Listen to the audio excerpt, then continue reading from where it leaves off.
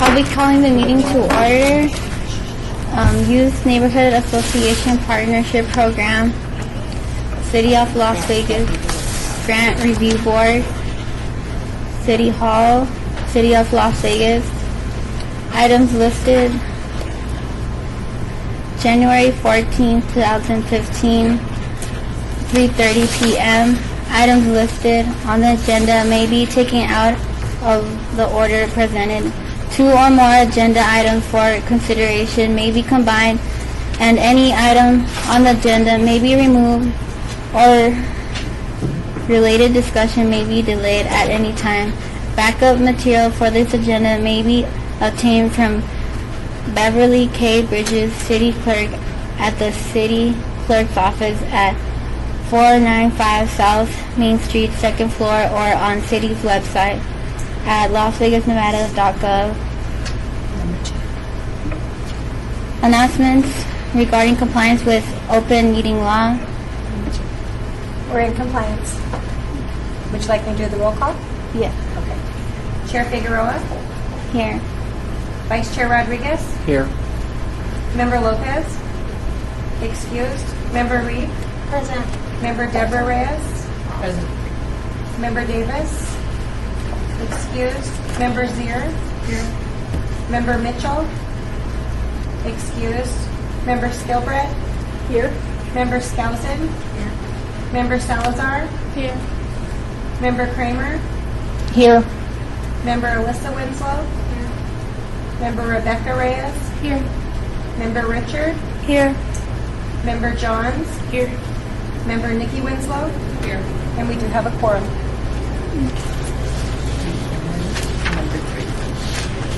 Public comment during this portion of the agenda must be limited to matters on the agenda for action. If you wish to be heard, leave your name for the record.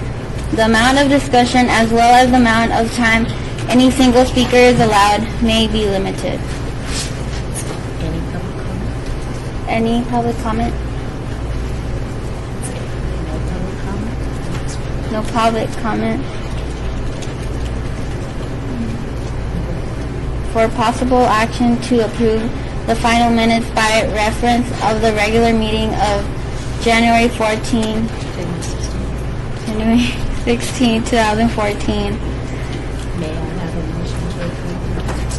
May I have a motion to approve the minutes? So moved. Is there a second?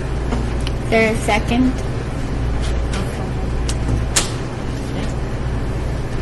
All in favor of the motion? All in favor of the motion? Aye. Opposed? Opposed? Motion passes. Motion passed. The next one, then you have to read it all. Okay. Presentations on the Youth Neighborhood Association Partnership Program.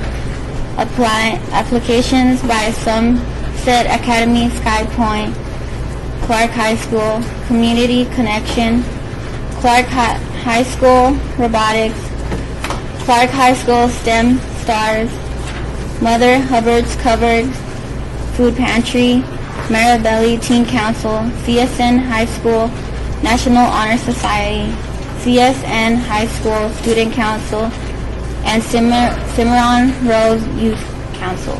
May I have the first group? May I have the first group?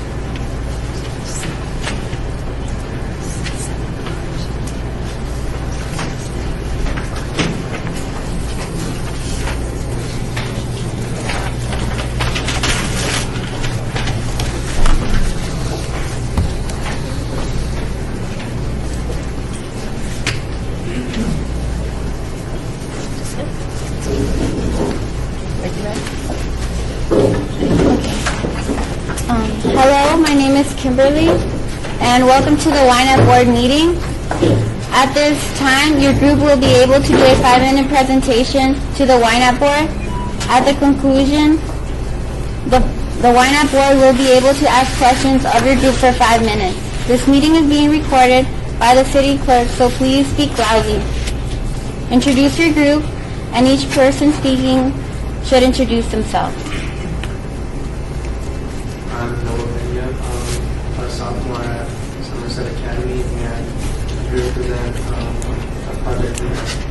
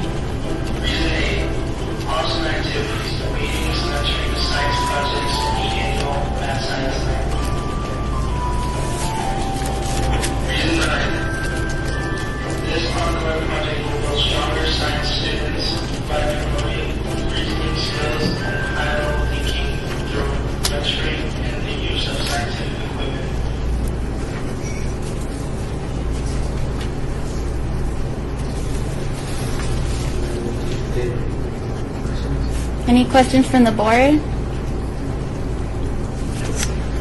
Yes, Member Carlos Rodriguez. So for the triple beam balances, how much do they cost exactly?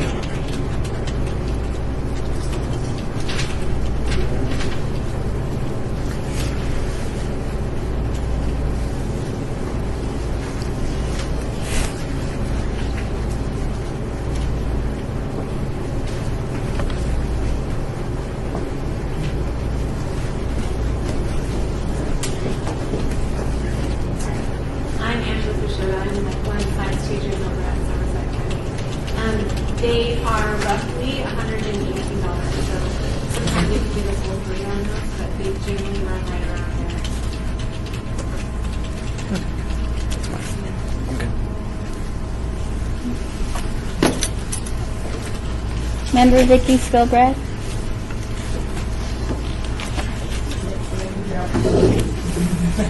I think this is a great project, and I like this presentation. I'm a little confused because you have two different amounts for your volunteer hours. One is $3,055.32, and then on the sheet itself it has $4,428. Is that the difference between anticipated volunteers? I'm not quite clear. I know that when it was typing the information in on the grant, there was some number that was not calculating right. I think we have to email about that. And so there might be a discrepancy on the volunteer hours, but sorry for you.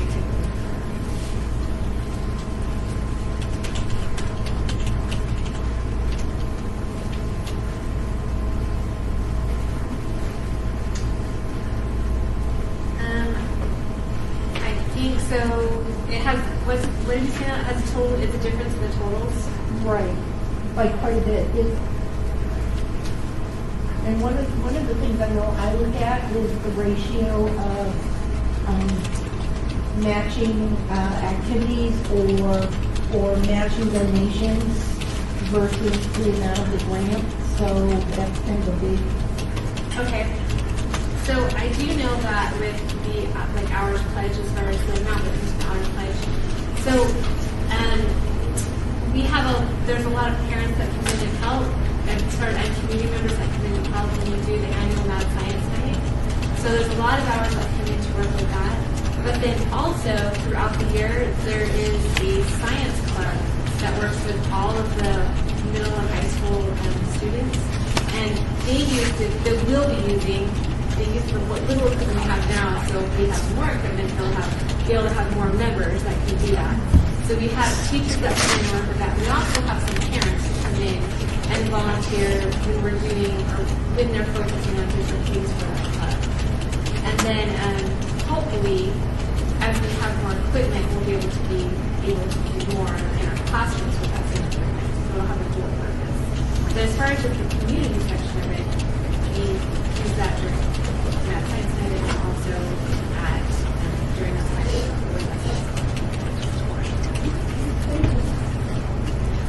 Member Nikki Wilson. So are all of the volunteer hours being done by adults, or is there a youth volunteer element? No, there's a youth volunteer element. Yeah, during all of those same things, we usually have there's students that are involved through all of that, and then we have some parents that come in during those nights, mostly just to help us supervisory roles, not to actually do any of that stuff.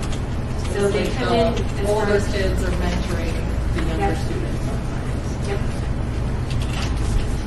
Member Becky Stelton. Great presentation. I'm just curious about the triple beam balance. I looked up online because I didn't know, and it looks like a scale, but just kind of want to know what you guys are doing more specific. It's kind of general information you have in your application.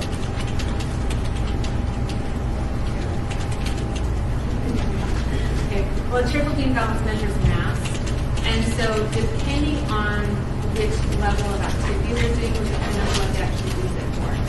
So, for instance, if they were doing a chemical reaction activity, they enable to show students what actually is happening during that reaction, like whether they've lost things or not. Actually, the kind of allow them to show that matter is not created or destroyed, it's just kind of switched around. They would show them that they could measure things before and after and that. So depending on which level they're at or what it is they're doing, that's why we did the triple genome description. Because if they were working in their higher level, like chemistry, like neurogen, he would be measuring out probably a little more. Now my brain is like gone. He'd be measuring more combustible materials, things we wouldn't necessarily let sixth graders handle.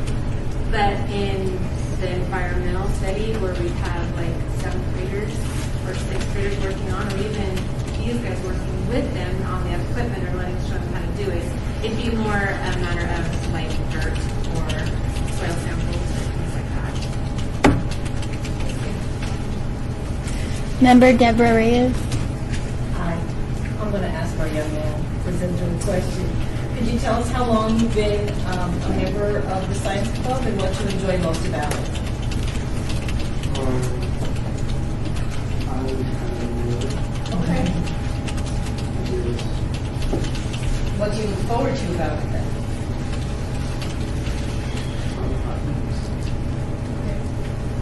Help you others? Okay.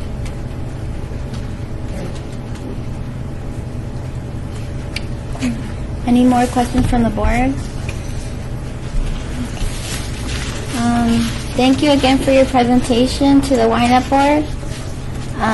The board will be making recommendations to the Las Vegas Council on February 4th. Thank you again for your application and presentation.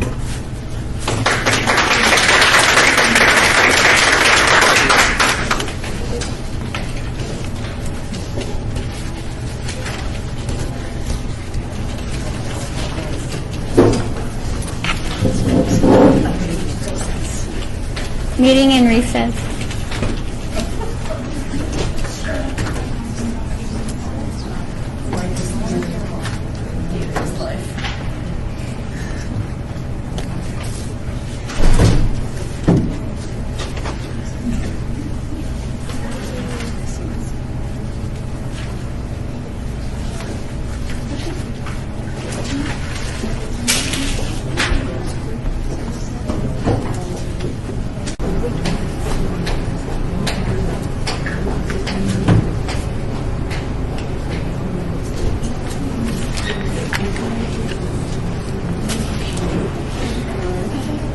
Calling the meeting back to order.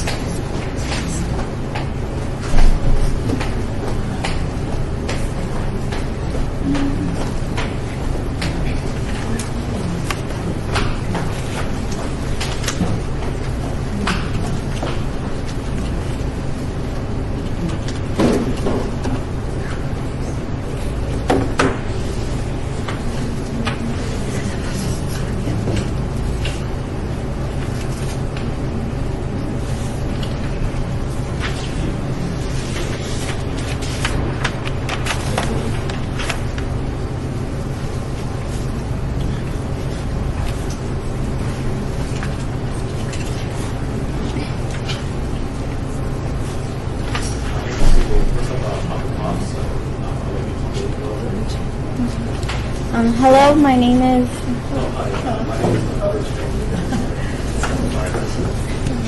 Hello, my name is Kimberly and welcome to the Ynapp board.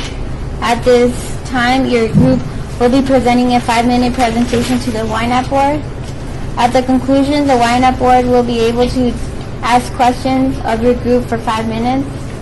This meeting is being recorded by the city clerk, so please speak loudly and clearly. Introduce your group, and each person speaking should introduce themselves.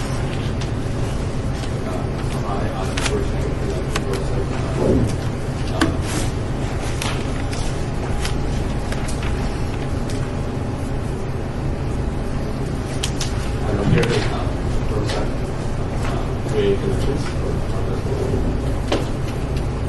So Park High School is currently an inner city Tier 1 school. We have a population of over 3,000 students and it's growing continuously. Many students live within walking distance to the school, and many of these students are new to Lakewood and the United States as well. So pretty much the main goal of this program is to allow students to be able to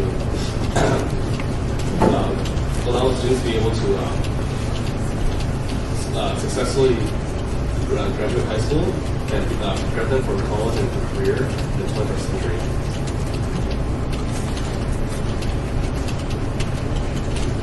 So many of these students live within walking distance of the school, and since currently, as it stands, many students who, after us develop their school ranks, many of them just walk around school looking to do online.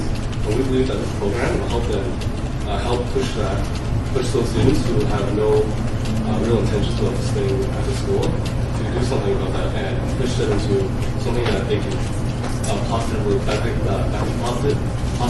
influence them, such as after school tutoring.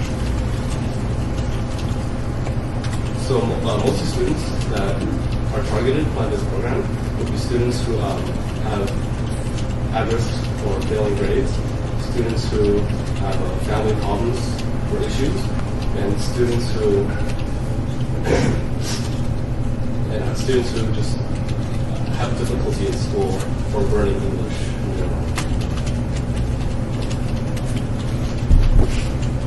So this program also helps bring up students' proficiency scores, as we hope that program will help to better and educate these students for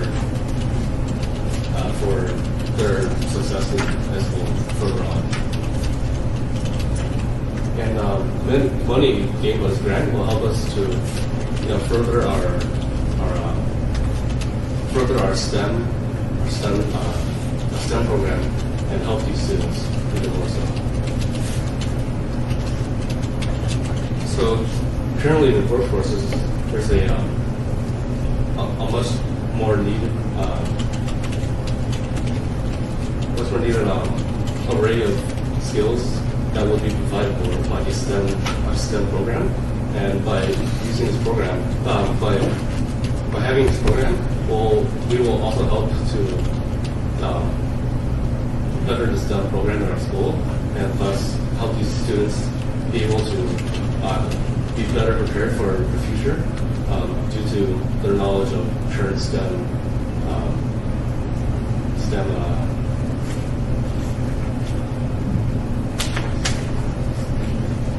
courses and such. So this program will contain students from 9th to 12th grade, and then leaders of the group will be students in the EXA program, which is an Academy of Math, Science, and Technologies that are in the upperclassmen, so 11 and 12th graders. And we hope that these upperclassmen will help lead these students into STEM-related research and studies, because EXA is already somewhat intermingled with STEM study and material. So many students, their parents have backgrounds in a variety of work jobs, such as like doctors or construction workers or electricians, and we hope that these parents will also help their children establish a better future for themselves, and as well as their family entirely.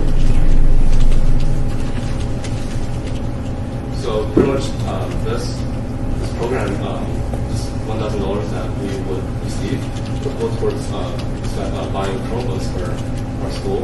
So we have a portable laptop like carrying device that we could use to help students before, during, or after school, to help them become fluent with these computers and other technology. Any questions from the board? Member Rodriguez? So I was looking at your budget, and you say how many computers do you need to buy for the entire program? So we would look around like 15 to 20 computers. Actually, excuse me, four computers that would have full functionality and resources for students to use. Now here it says tax exempt, but are you considering buying the warranty or anything else for protection on the computer? Yes, we do. And do you have any idea how much that would run by? We have an estimate, but we're not entirely. Okay. Member Kimberly Reed? This program is not for the students who are currently involved in the magnet program, is that correct, or are they part of it as well? students that are in Ynapp programs, such as that, they're involved with being like leaders. Okay. Whereas, yes, demonstrators. Yes.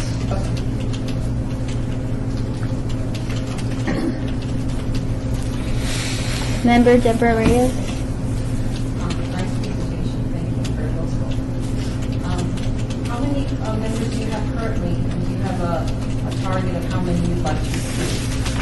Currently, we have a handful of students, but in the future, we'd like to improve like almost the classwork, so that we can reach out to as many people as we can and help as many people as possible.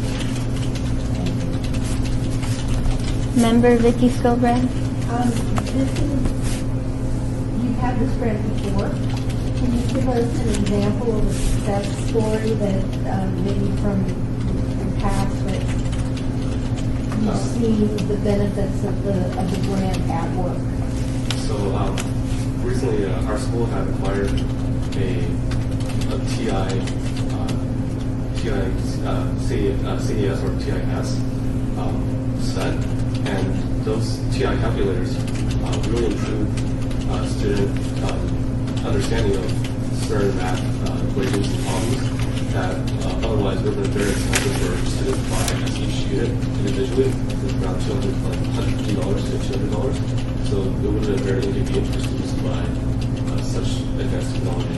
Both the grant that allows students to be able to use this technology without any cost in the classroom where it would be most beneficial for them. Member Becky Skelton. I want to congratulate you on your presentation. You're a very good public speaker. You did a helpful, and you basically memorized your presentation. It's very nice. But I just want to compliment you on your application too. I like the fact that you're buying equipment. A lot of the folks that come here buy things like t-shirts and snacks and things like that. Not that that's a bad thing, but you're looking for solid stuff that's going to be passed on for years and something you guys can build on as you continue to improve the programs.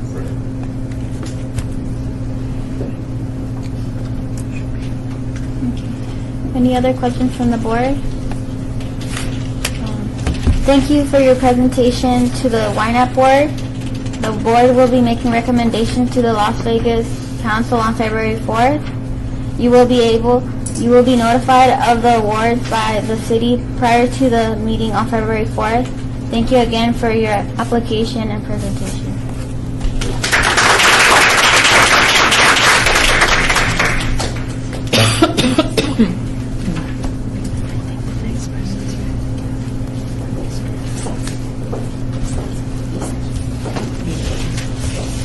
Meeting in recess.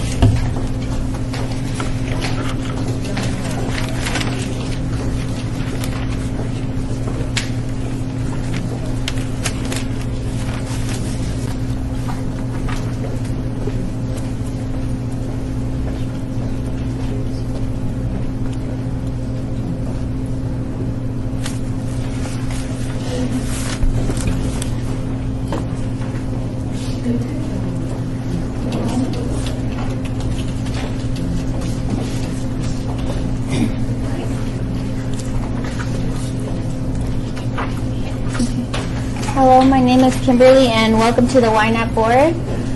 At this meeting, your group will be able to do a 5-minute presentation to the Ynapp board. At the conclusion, the Ynapp board will be able to ask questions of your group for 5 minutes. This meeting is being recorded by the city clerk, so please speak loudly and clearly. Introduce your group, and each person speaking should introduce themselves. Hello, my name is Andrea Brzezinski, and this is Alice Johnson. And we are presenting on behalf of Ed W. Clark High School's Dexter Alliance program.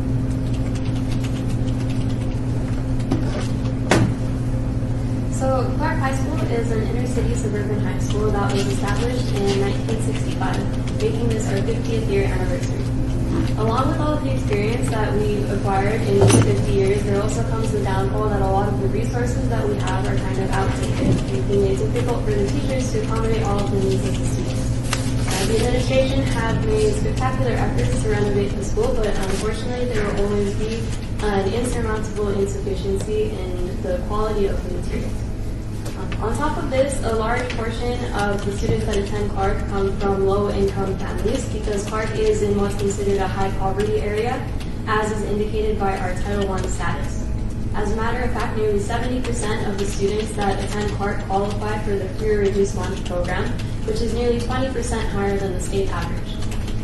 On top of this, around 82% of the students that attend are from what are considered minority ethnic groups. So a large portion of the students that attend Clark are unfortunately subject to a lot of hardships and adversities that they would need to overcome in order to achieve. But so all of these difficulties add up together and make them more susceptible to academic failure. One of Clark's main goals has been to integrate the students from the entire academic spectrum, and we've definitely accomplished this through our pre-magnet programs because the students that are at a higher level of academics participate in a daily basis with all of the kids that are from the zone area, which is nearly 73% of the student population. So this integration really allows all the students to grow and build off of one another, and some of the achievements of the students have been nearly $14 million awarded to the class of 2013 in college scholarships, one of the largest AP programs in the district with over 1,400 tests administered in 54 different sections, and 14 National Merit Scholars in the class of 2014 alone. And the achievements don't stop there because Clark is definitely full of potential for excellence. And one thing that all of these great students have in common is their participation in extracurricular activities. Their participation in hands-on empowering projects definitely allows them to develop skills that not only help them in the classroom, but will also help them throughout their entire lives. One such program is our very own VEX Robotics. Hi, just to reintroduce myself, my name is Ellis Johnson.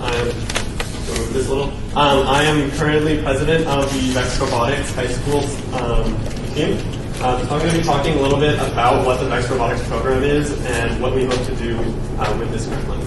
So to start, VEX Robotics is an internationally recognized competition in which two teams of alliances work together to basically play a form of sport.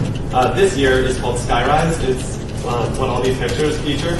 Sorry, I kind of feel like I'm throwing a mic. So basically the goal is to build this yellow tube up and score these square objects on them, and in doing so, win the game. So VEX Robotics is, you can go to the next slide if you want to.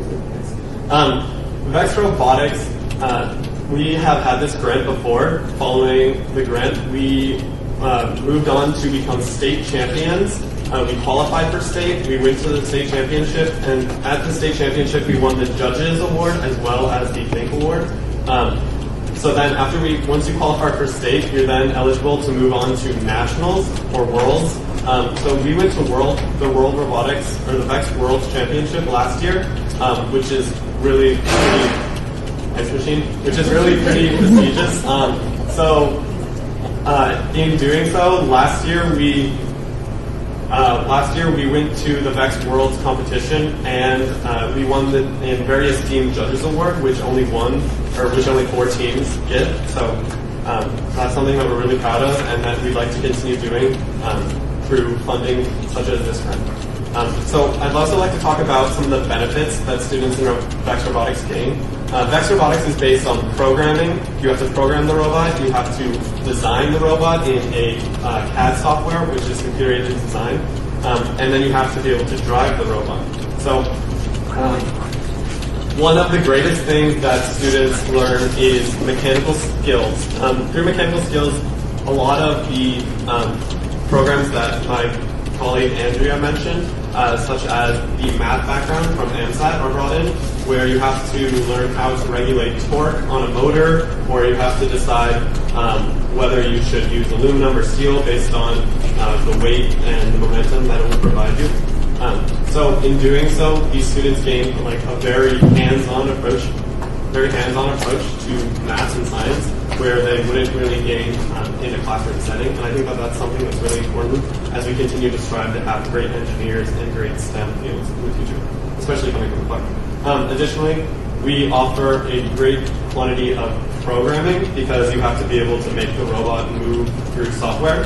So programming is currently one of the highest paying jobs in the country. Straight out of college, it's around $80,000 a year. And this is just kind of moving upwards as it becomes a more global industry. Currently, people that have worked with robotics, one of the alumni, Griffin Tabor, is currently at a engineering school and is working in a software company making, as an intern, around $40,000 a year. So I think that Vex Robotics helps provide opportunities for both the magnet and the non-magnet students.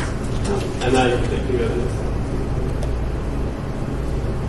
slide. In addition, we worked closely with a lot of alumni and professors. So one example is UNLV's Professor Heskey. He works in an engineering field, physics, and we met with him and used his input in order to figure out a lot of things that we could do better.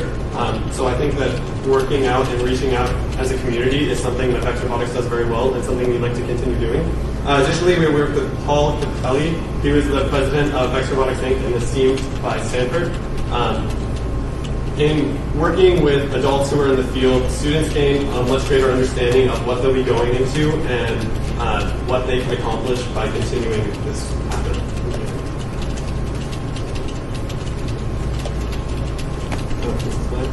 I apologize, this is also my slide. So another thing that Vex Robotics is very proud of is something that we'd like to think of as like kind of spreading the wealth. Originally, when we started Vex Robotics, it was a magnet-only program, basically, not by nature, just by the students that applied. However, this year we've had a great increase in the neighborhood, is what they're called at our school. The neighborhood students, who are the ones that Andrea spoke about that are generally faced with greater hardships. And in an effort to help to teach these students, we've developed a type of like educational experience in robotics that Andrea is going to take that. Well, I talked about our successes already, so. So these are just some recent pictures from the past success of our club in the development. So it's clear that a lot of benefits can come from participation in hands-on clubs such as Vex Robotics. And all of these skills are going to be reinforced through reflectional and educational workshops that will be held regularly, such as the one that's pictured here, where our Vice President of Engineering was teaching some of the new members about what Vex is really all about. But one of the biggest problems that has faced us is a lack of resources, because students are always eager to join clubs like Vex because this is super exciting, but many kids find themselves at a standstill because they lack the parts that they need to build the robots. So although they may have these great ideas for designs and they want to exploit all of the different possibilities that are presented by Vex, they're not able to because we don't have the parts to allow them to do so. So we're currently asking for $1,000 that will help us expand this educational opportunity, and the money will be going to develop our parts inventory as well as things such as competition registration. Thank you for giving us the opportunity to present the report you just made. Is any questions? Any questions from the board? Member Kimberly Reed. You guys did a really good job of presentation. They're very good at that. Clerk is represented by my councilwoman, Melissa Bean, and in this particular program, she is very enthusiastic about it, and she is at first opted to classify into school. So you guys can work everything out and get going further. It does have a lot of benefits. We've seen it firsthand, and just to say that it's a good job. Member Becky Straussen. I want to compliment you on your presentation as well. You guys must be public speakers over there as well. Taking that class, you did a really good job, and I really like what you have to share with us and all the insight you gave. And probably like to hear you say to the other group, I appreciate the fact that you guys are looking for grants and for more substantial items and some equipment and things like that that will go long term. Good luck. Member Vicky Spielberg. With the starter kits that are listed as part of your purchases, once you compete, can the robots be disassembled and the parts reused? Yeah, so currently everything in Vex Robotics is, everything in Vex Robotics is able to be disassembled. It's just held together with screws and nuts. So we just had a competition and in which we placed first place at Canyon Springs. And so we were like, oh, we want to have this new design that we think will work a lot better. So we took apart our old robot and we're building a new one now. So all the parts are reusable and will continue. Occasionally Vex does come out with new parts and sometimes you have to cut things down, but parts are, for the most part, always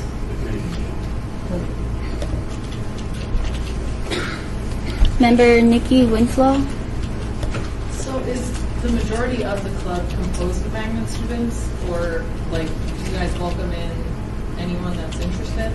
Yeah, we currently welcome in anyone who is interested. We have 28 members currently, and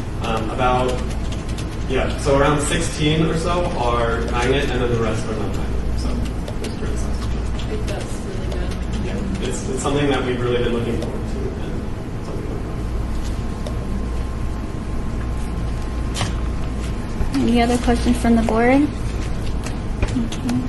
Okay. In regards to the neighborhood students, how have you guys gotten used to having new members with you guys? Sorry, was the question, how have we gotten used to having new members? Yes. It was interesting at first because we weren't sure how to effectively make sure everybody had something to do and everybody was learning. So for about a week or two in the beginning of the year, we kind of had this issue where we were concerned that there were some people who weren't having as much fun as they could because there wasn't anything that they could do. But then we took all these members that were new and utilized the kind of class setting, and then also had them on their own team where they could build a robot to compete, and so learning all the skills while still being an active participant in the program. So I think that's how we helped.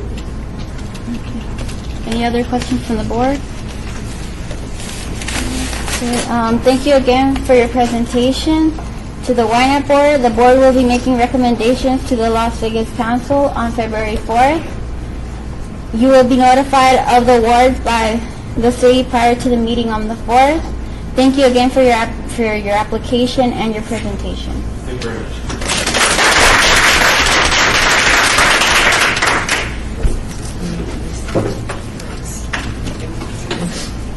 Recess? Yes. We will go into recess.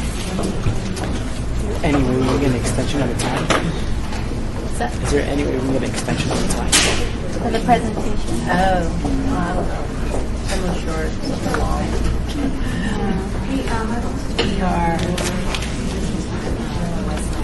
We are actually okay.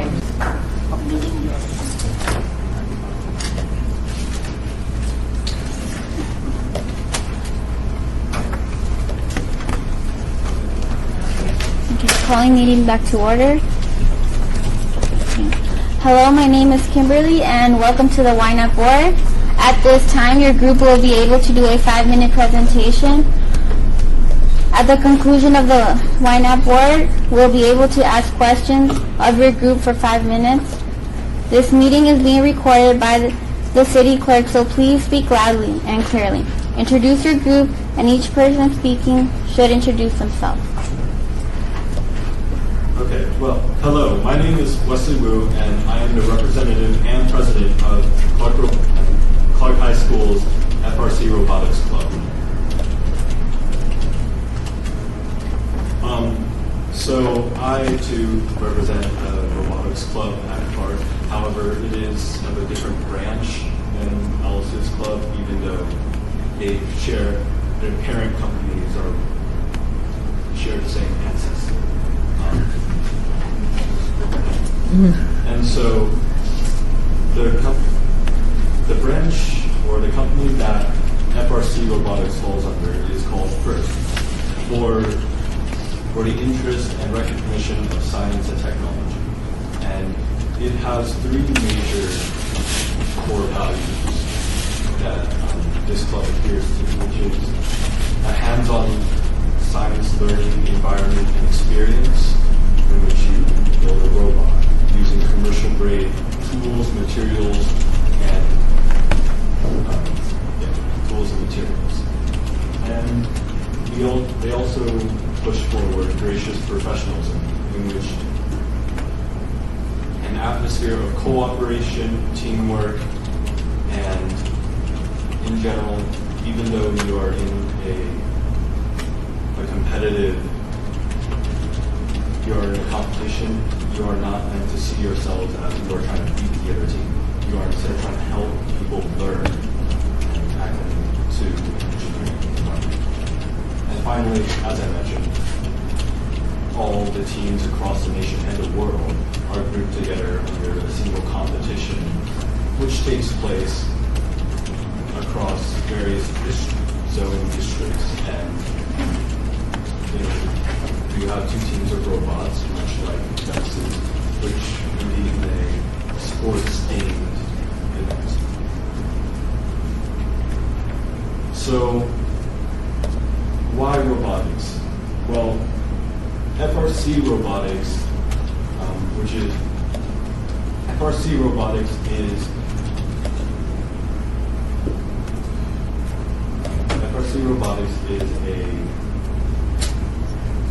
offers a lot of real-world experience, and in the sense that we work with steel, aluminum, and use actual power tools to power our robots, which can grow anywhere from 1 feet by 1 feet by 1 feet to massive AMOS that are 3 feet by 4 feet by 6.5 feet tall.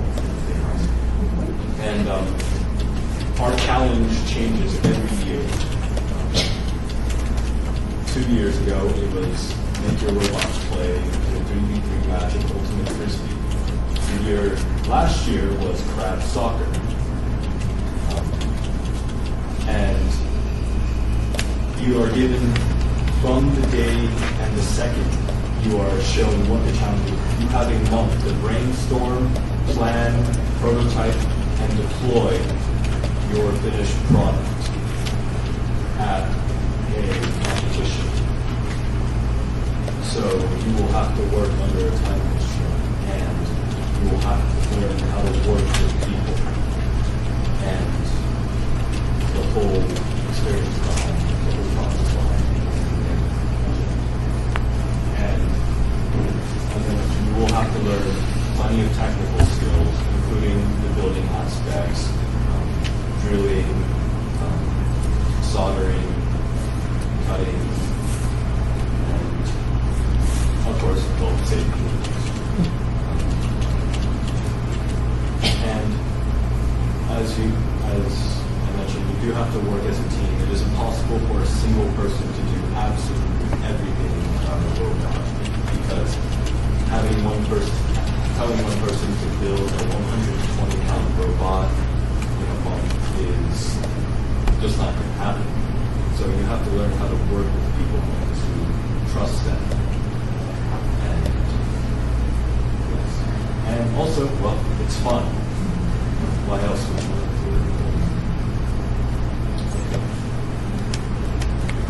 So, who are we? We are made up of Clark's brightest and brightest students, but we are also very inclusive. In the years prior, we were more or less an AMSAT exclusive club. However, we have made tremendous efforts in bringing in non-academic people and anyone who is interested in engineering, robotics. As you know, pictures of last year's members and of us at our competition in Utah.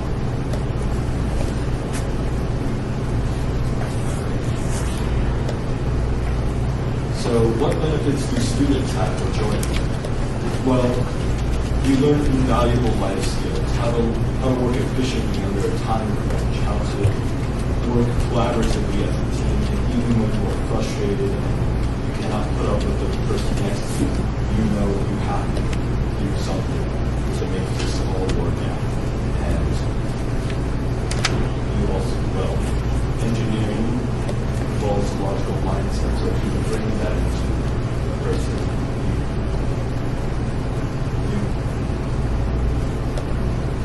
a very valuable experience and very kind of efficient work, initial work very efficient. But we also have multiple local experts coming in to help us from multiple electronic shops, most parents who are electrical engineers, and many more who help with traditional environmental learning and also to bridge the gap between students and professionals.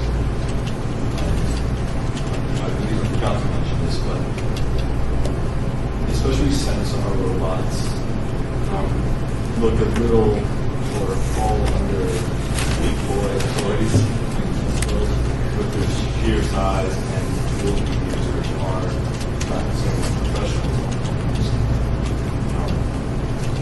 Many people come in not knowing a single thing about our robots, but we do everything in our power to educate them and activate them to robots.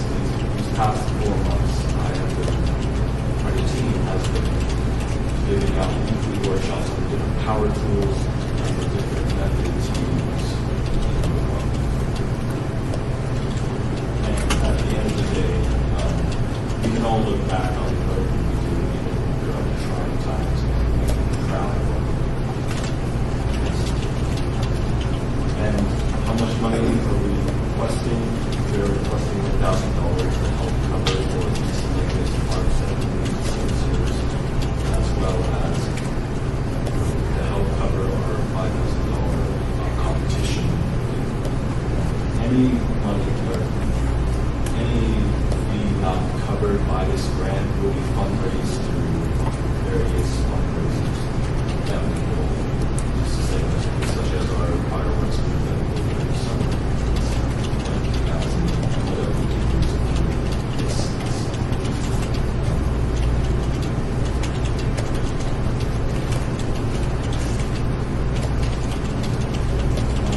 Thank you for your time, and if you have any questions. Any questions from the board? Member Becky Skousen. Thank you for your presentation, very informative, and it's obviously very passionate about what you do. I'm sure you've heard say it today, the fact you guys find equipment that can go a lot farther, and you'll be able to see, 5 years from now, you'll be the same. Member Kimberly Reed. I just want to make a comment that from what we've been told, these programs are all getting more popular as the years go on. So having more students join in, perhaps we need more, things can be reused, but eventually they want everybody to have their own robot to build or their own, equipment to go through. So that's another reason why so many people are getting more popular. So.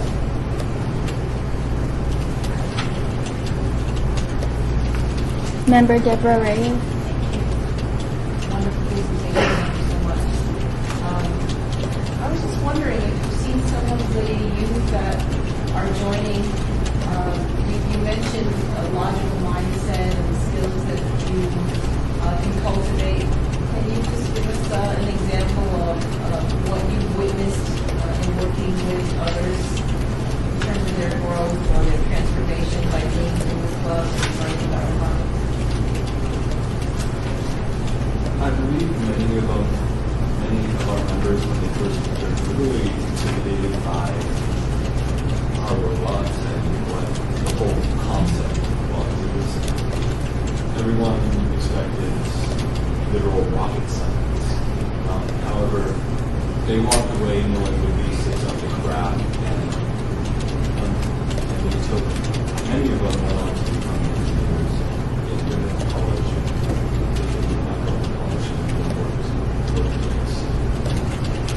As to an example how to improve, we have this one member named Lucy. She was an Iranian refugee. She came here freshman year, barely knew how to speak English, and as a result was placed in Algebra 101. Very basic things, except when she came to robotics, everyone realized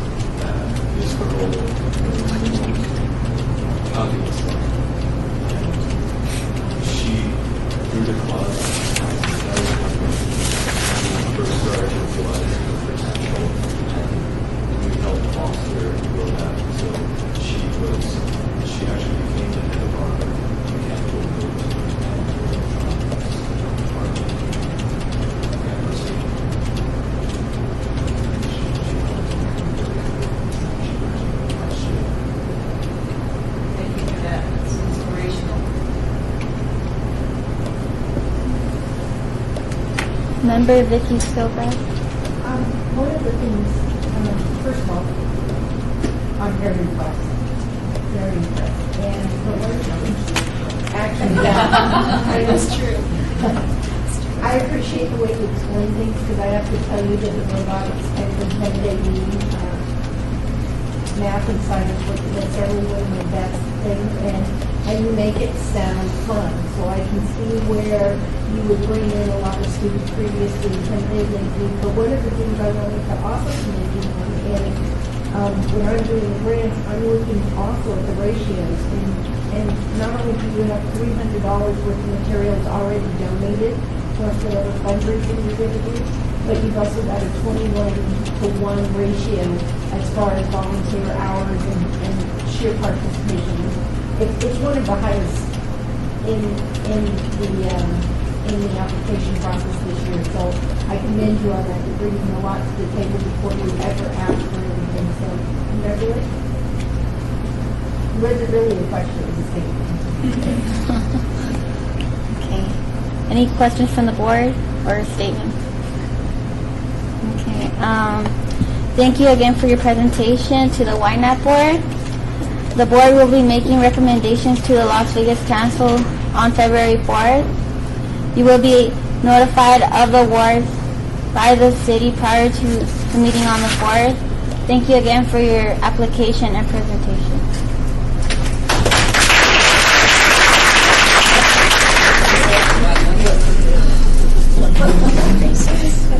Meeting in recess.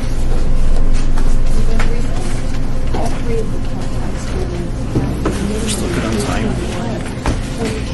We're 9 minutes ahead of time.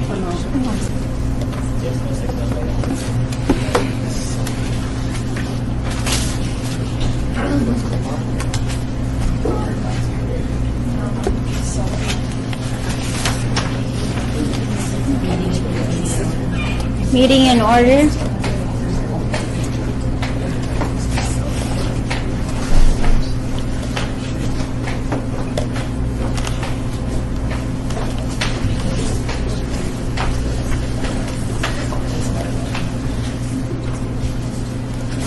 Hello, my name is Kimberly and welcome to the Ynapp board meeting. At this time, your group will be able to do a 5-minute presentation to the Ynapp board. At the conclusion, the Ynapp board will be able to ask questions of your group for 5 minutes. The meeting is being recorded by the city clerk, so please speak loudly and clearly. Introduce your group, and each person speaking should introduce themselves.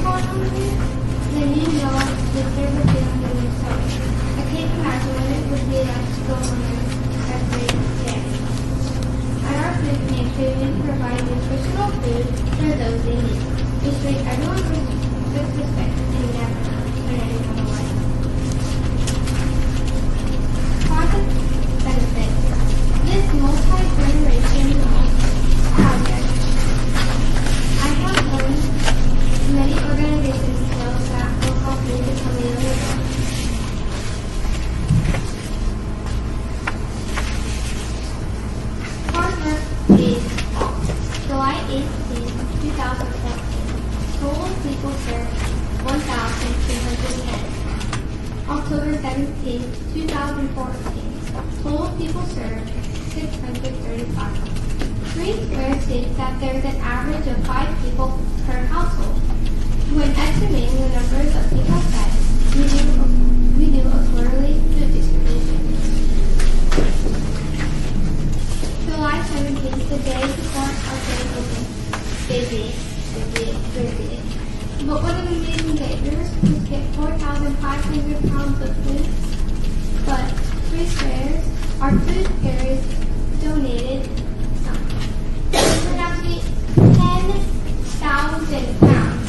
Words can't explain how awesome that day was. We couldn't have done it without each and every one of our volunteers. My brain is coming in true. As you can, I felt so happy that day, getting out the first bag of food, and I just knew I was making a difference in people's lives one kid at a time. Same way for the grand opening. This is just a small portion of the people helping making my dream come true. New friends, 117 degrees, and everyone was still smiling, and never knew the friendship that would come out of our food pantry. Words can't describe the magic in the air. This is where I could truly see where we were all making a difference in people's lives. Budget. I'm going to let Amy Parker explain this. Well, it's pretty simple. $800 provides a listing of a variety of foods. And it's real important to us to not just put food in a bag, just a bunch of string beans or whatever, but we try to create meals. So pasta doesn't go in without pasta sauce. Peanut butter doesn't go in without jelly. We want to make sure to create meals. So each bag has 4 to 5 meals in it. And that's really important that we get a really nice assortment of food. We have the budget listed in our proposal, so you can kind of go through that. Just a listing of spaghetti sauce and spaghetti, peanut butter. Peanut butter, we don't think about peanut butter, but it has more nutritional value than just about anything. And if they don't have food allergies, which seems to be the thing right now, that's our number one commodity to have. However, it's very expensive. And so, again, that's where the budget comes in hand. We're thinking about some kind of shirt. We first, in the budget, we submitted aprons. That was last year. And then we thought maybe vests, because they kind of fit everybody, because you can see we have an assortment of sizes. So some kind of apparel, so we all look the same. If you notice from some of the slides, everybody's got on a different red shirt. Some people made their own Mother Hubbard shirts. Some people just wore a red shirt. I don't know if people wear that, Eric. Oh, let me introduce Eric Richard and Linda Young, also our wonderful partners. Eric with Metro, and Linda's the other adult lead on the project. When we were here a year ago, we weren't sure how this was going to turn out. And we're just so pleased. We're what you call an emergency food bank. We can't get you till next week, but maybe we can get you for today. We can help out today. Quarterly is what we're trying to do.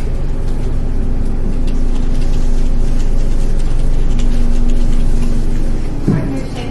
3 Squares, Mother Hubbard Food Pantry volunteers, Smart Finals, Park Ambassador, and God Groceries, and Metro. 3 Squares is great with us in supplying food. Smart Finals does great at donating staff and volunteer time. The rest of these organizations volunteer and hang countless hours, making our food pantry successful. 56 tradition. Mortali is getting ready for our second food distribution. We need shirts. The importance of having shirts is for the volunteers and for uniformity. People will then know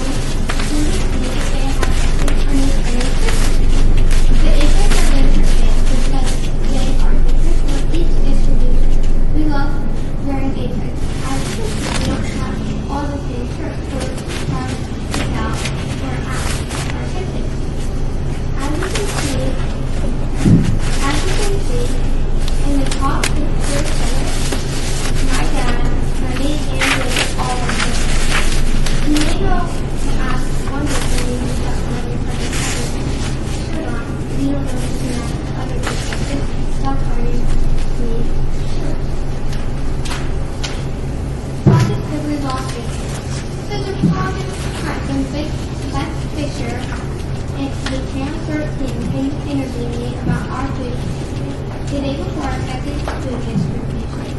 She got to meet a lot of our volunteers. I had so much fun showing her how my grade is coming forward. The best part was, I just got my grade in it and put on the day before, but it did not stop me from falling behind as it is now.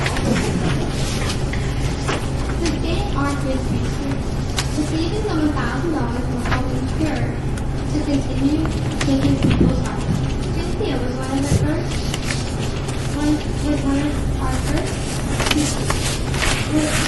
of our first people at our first training. She now attends classes and events at Dental Senior Center. She helps out with our food pantry. I'm so glad to call her one of my sisters who knew all this around one rapid. I would like to thank you for the opportunity to present to you. Thank you for your time and consideration. By the way, we have food distribution this Friday. Have a good evening. Okay. Any questions from the board? Member Becky Skousen? Great presentation. Thank you today too. And I just have a couple of questions about how you decide to distribute and how you get the word out to distribute. Well, God's Grocery, which is one of our partnerships, actually put some of our flyers in their bag to let people away. Word of mouth is one other big one. God's Grocery is another organization food pantry at First Christian Church.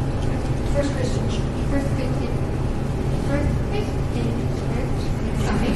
And so they do So they're similar, they give food distribution so that people know they can't find food at God's grocery store. The days right. yeah. I think this is a great idea, great project, great service to the community. I'm wondering if you guys ever thought of just doing food drives, the local, the general space. I mean, I know you get a lot of food from other people, but I think all of you, probably everybody in this room likes to feel good about donating non-perishable foods to them homeless and whatever, less fortunate. And if you kind of thought about doing setups around town or advertising those, we might not all be able to come down and volunteer and help with those things.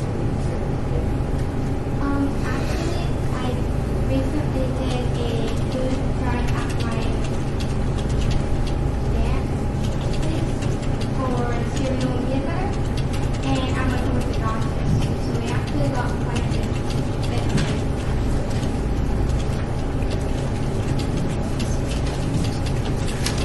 Any other questions from the board? Their main target area is that zip code where their belt is at, 8907. So that's the main area that they market to. Just because there is a large need in there, as one of the slides pointed out, the population in that area is a huge issue of food or lack of. So that's their main area that they market. How did you get involved in this? I actually went to the Las Vegas Rescue Mission with my sister and my mom and my volunteers. And I saw from young kids to older adults how they didn't have food. And it made me realize how lucky I am to go home and have food. So I said to my mom afterwards, I know I can't change the world. That is really, really big task. So I know I can change a few lives one can at a time. Member Nikki Wilson? Have you tried to get other kids involved with the project, like through your school or other organizations? Yes, I've actually had quite a few of my dance friends volunteer, school friends, just family friends. Do you want this to expand to be more than quarterly? Yes, I would like it to be one second. That's really great community service you're providing. I think she'd have a hard time if her mother was here saying, yes, we'd like it to be more than quarterly, because as it is, it's a full-time job. And as far as other kids being involved, this distribution we just started, I'm an advisor for the Explorer program at Metro.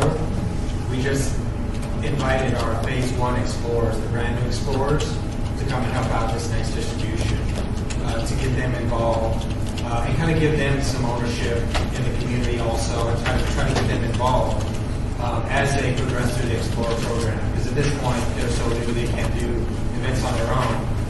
So this is something that we can start with them, keep them supervised, and then they can move through the program. So yeah, we try, like you said, a multi-generational program to keep everybody involved. Member Deborah Reyes. Presentation. Thank you so much. So for those of us who want to drop off food and donations, where and when can we do that and how often? Well, you could drop it off at the Cup Civic Center, which is located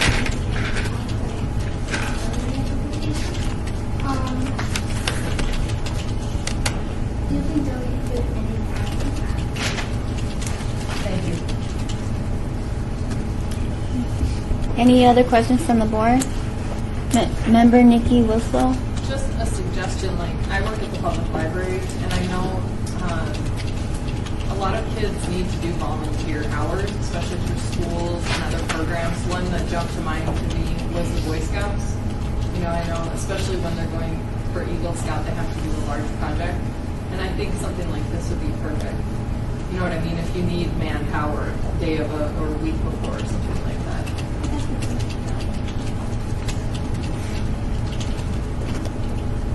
Okay. Any other questions from the board?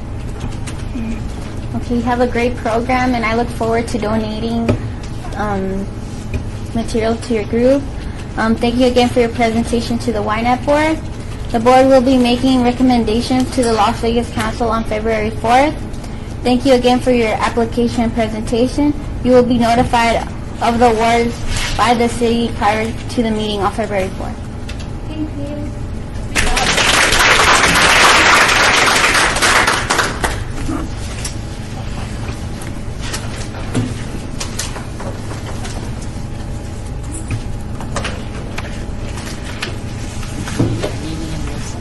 Heating and refilling.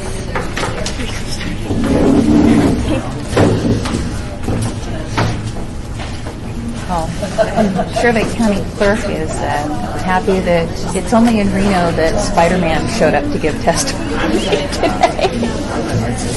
City council meeting.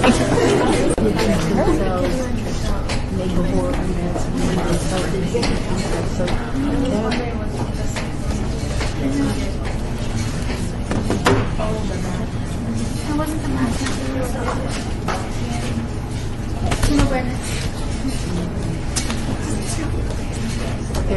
Calling meeting to order.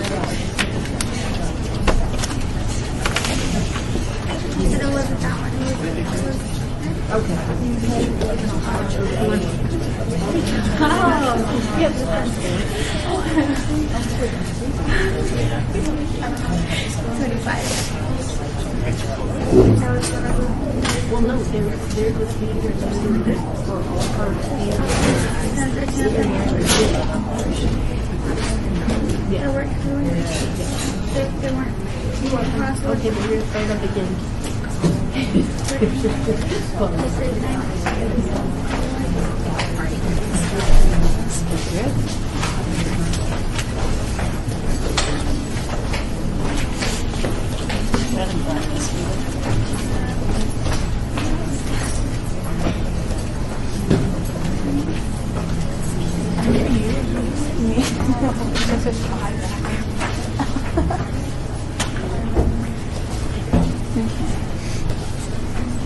Hello, my name is Kimberly, and welcome to the Ynapp board meeting. At this time, your group will be able to do a 5-minute presentation to the Ynapp board. At the conclusion, the Ynapp board will be able to ask questions of your group for 5 minutes. The meeting is being recorded by the city clerk, so please speak clearly and loudly. Introduce your group, and each person speaking should introduce themselves. Well, good evening, everyone. My name is Matthew.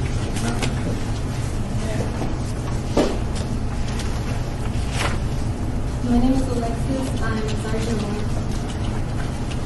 My name's Danielle, and I'm treasurer. My My name is Shayla. I'm a member. My name is Brittany Truax, and I'm the secretary. I'm Smells Gary, and I'm past president. I'm Michael Bilby, and I'm a member.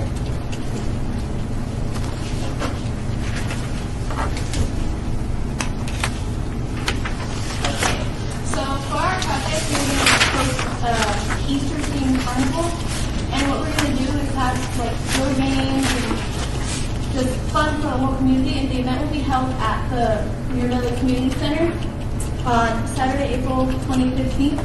And everybody volunteering and working to help out with this carnival will have to arrive at Mirabelli that day at 8 a.m. And then the carnival will officially start at 10, ending at 3.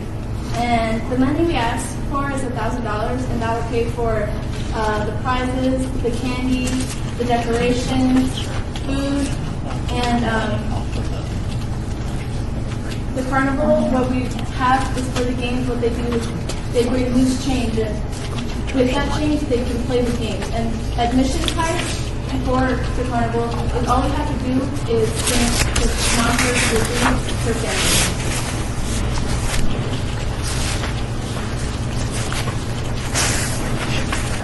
The purpose of the project is to bring the community together as a whole, and we're hoping to spark a connection between the people of the community.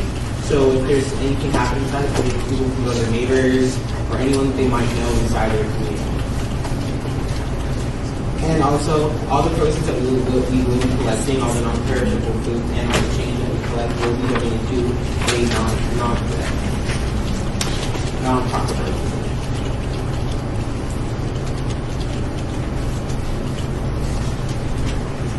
We come up with an acronym to describe our project. Our acronym was SPACE. It's fun, active.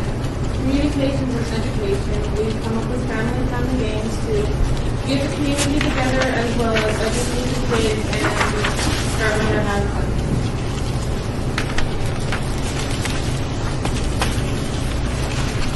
To spread the word, we actually need a flyer, but we can't right now. We're doing the celestial stage, and we're gonna also ask Cartanian to put like a message in the newsletter to spread the word.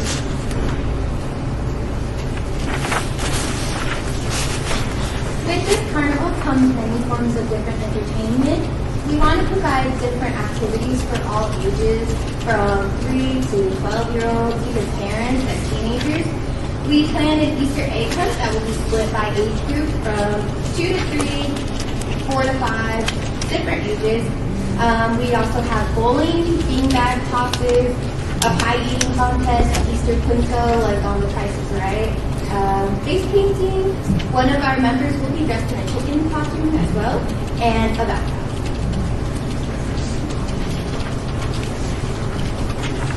The food we will be serving is cotton candy, popcorn, snow cones, water, and chips. And each person that comes in, they will get 2 tickets, and each ticket will get 2 items, so they can pick like chips and water, or then the next time they can get something else. But that way it regulates who gets what, and it makes it all fair. And to bring that sort of definition of togetherness with the carnival, we want to recruit 20 volunteers, not just from our council, but also our friends, our family, anybody that we feel that can help. We also have scheduled breaks for groups of 4 workers that will be in 30-minute increments. Our staff so far that we have planned are 3 people to work in the kitchen, 5 to work booths, 3 to do face painting, 2 in the bounce house, 1 chicken costume person, 3 to man the Easter egg hunt, 2 people to handle the trade areas, and a host for us.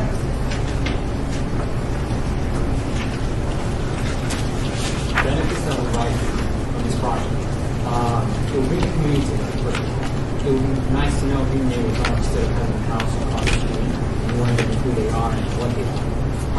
All the money generated will be something will be donated to Make-A-Wish Foundation and Preschool and other charities or friends. This also gives an opportunity to teach our program basics to the young ones so they can track more on top of the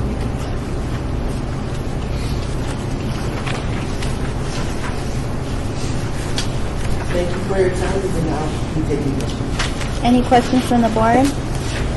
Member Kimberly Reed? So last year, you guys came, did you do a similar project with the experiment there? Yes, we have, but I will find out. Okay. Last year they did a thing with the dog. Oh, okay. With the dog shelter. They haven't done this. Oh, okay. All right. Well, I think it's a really good idea. Strangely enough, you guys want to donate some food to a local charity, and we just had somebody come in front of us that was a youth group that started a local charity, collecting from 89107, which is where you guys are. So you may want to consider that as one of your choices. Other than that, that was a very nice presentation. You guys looked lovely. And I work for Council on Parking, so we would like to hear your information in regards to what it was. Thank you very much. Thank you. Any other questions from the board? Member Becky Stelson? You talked a little about one of your goals for education, and I'm not quite sure what the education was. We're striving for educational gains such as critical thinking and strategic. The children will also be kind of incorporating budgeting as well because of the coins being used to play the games.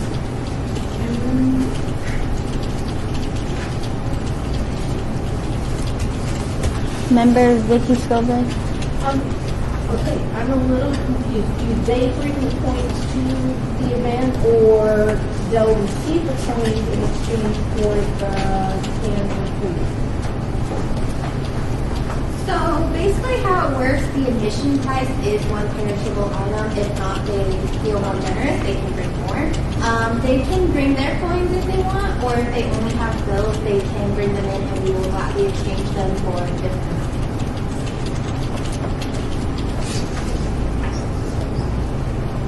Member Kimberly Reed?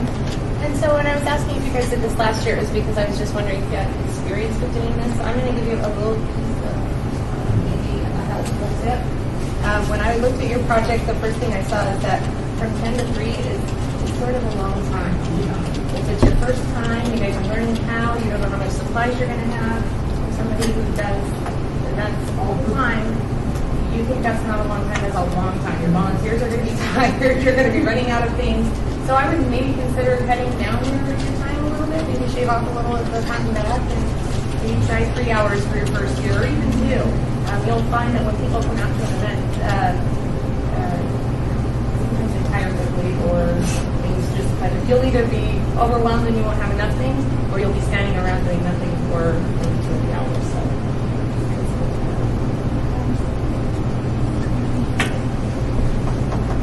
Any other questions from the Ynapp board? Are there any other donations outside of the Ynapp board that you have been considering?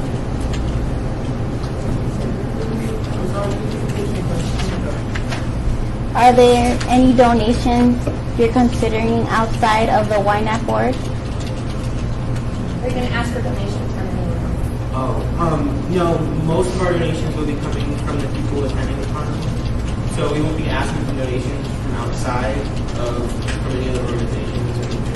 So not really. Any other questions? Okay. Thank you for your presentation. To the Ynapp board, the board will be making recommendations to the Las Vegas Council on February 4th. Thank you again for your application and presentation.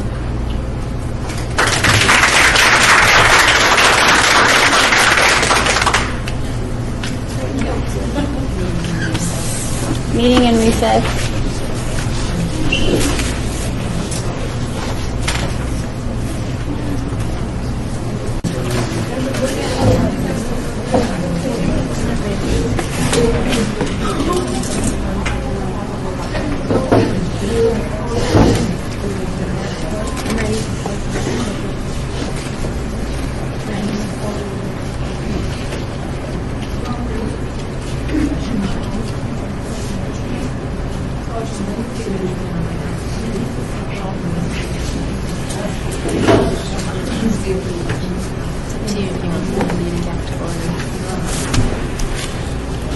how to use the mallet though.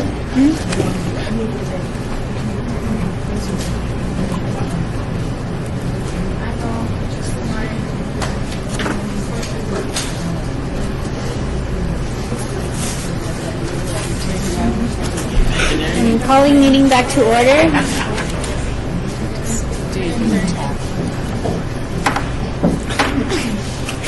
Do you want me to do it? That's how it's supposed to be. Okay, ready.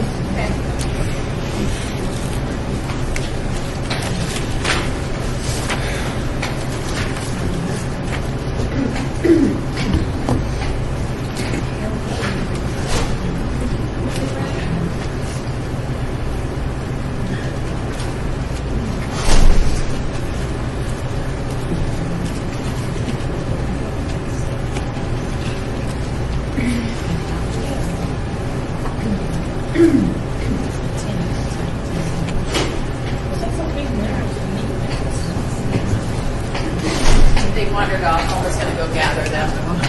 Okay. That was me cooking.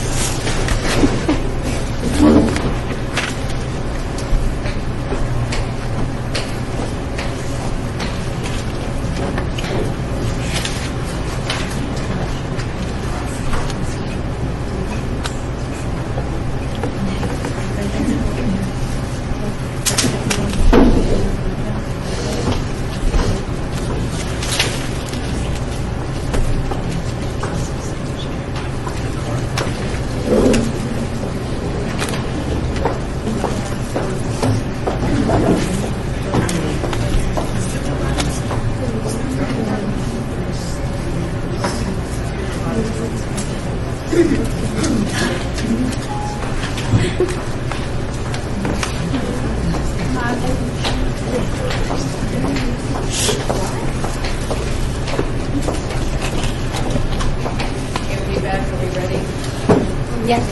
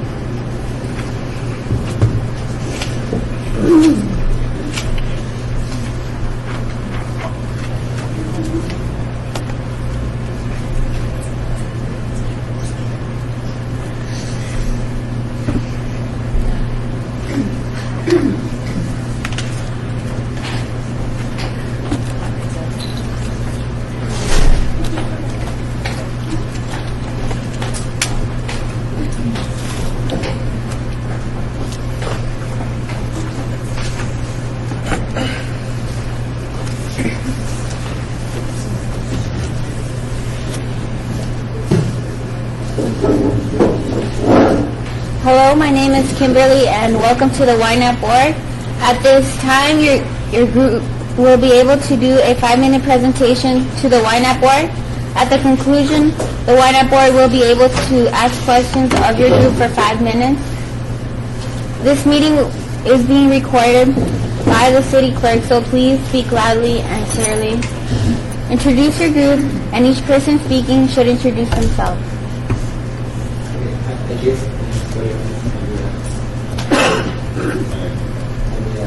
President of National Honor Society and Superintendent of my advisors.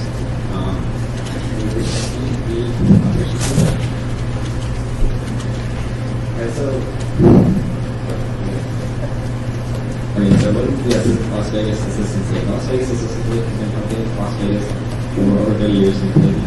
It's composed of 400 members, and together those 400 members have composed almost over 30,000 hours to the Las Vegas community. And none of these are paid, well, they're all unpaid staff, all volunteer-based organization.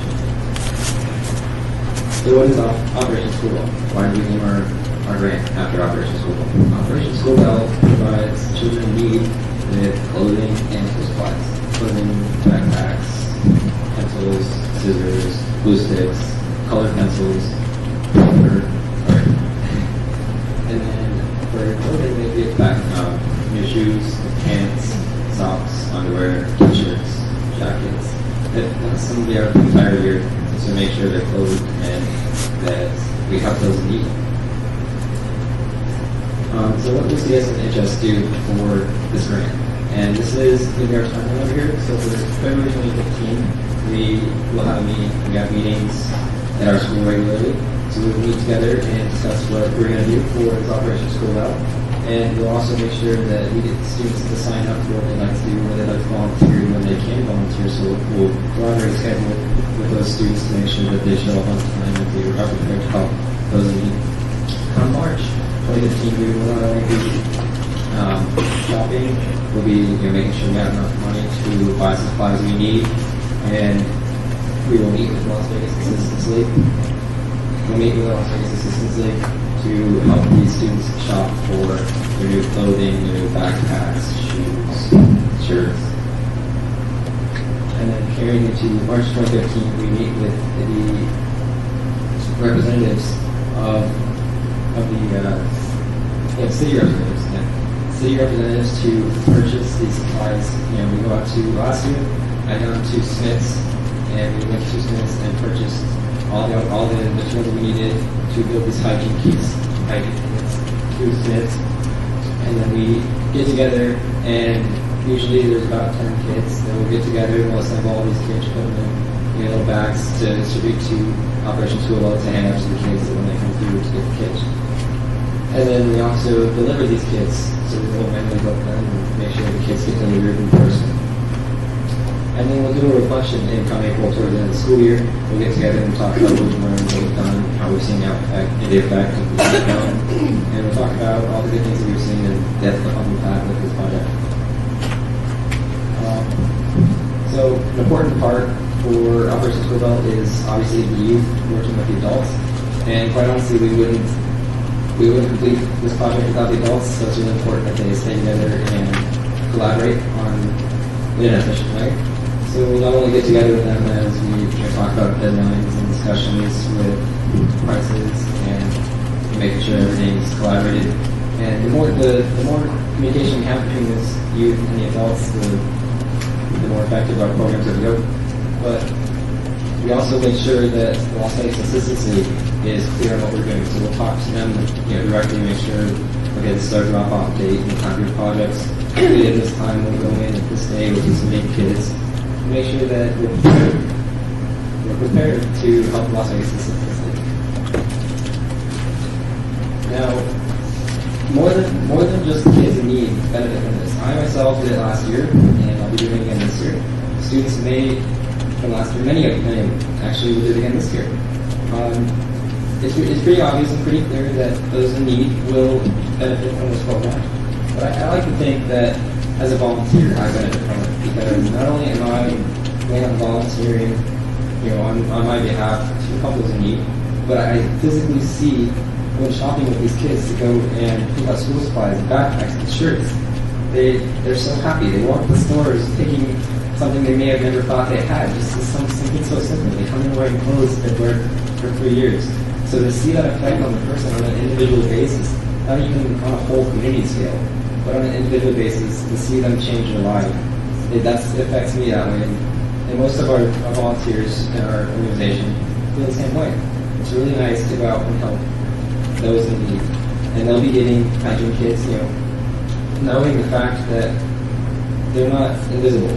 There's people out there that know they're not alone, that they have aid for them. We just have to open their eyes and we just give things to them when they don't expect it. Because some of these kids are very grateful to see the things we have. I think that's what makes me enjoy volunteering.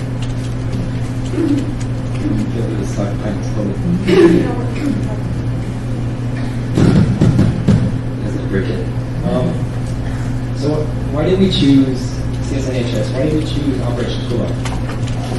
We we choose this because we named ourselves after the Operation School Bell, which gives the kids supply.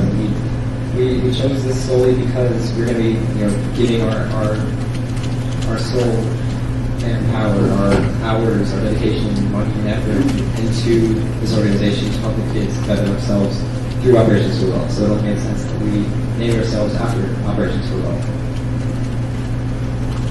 And this is why I think this is why it's a good cause to help benefit, to get a grant from Ynapp.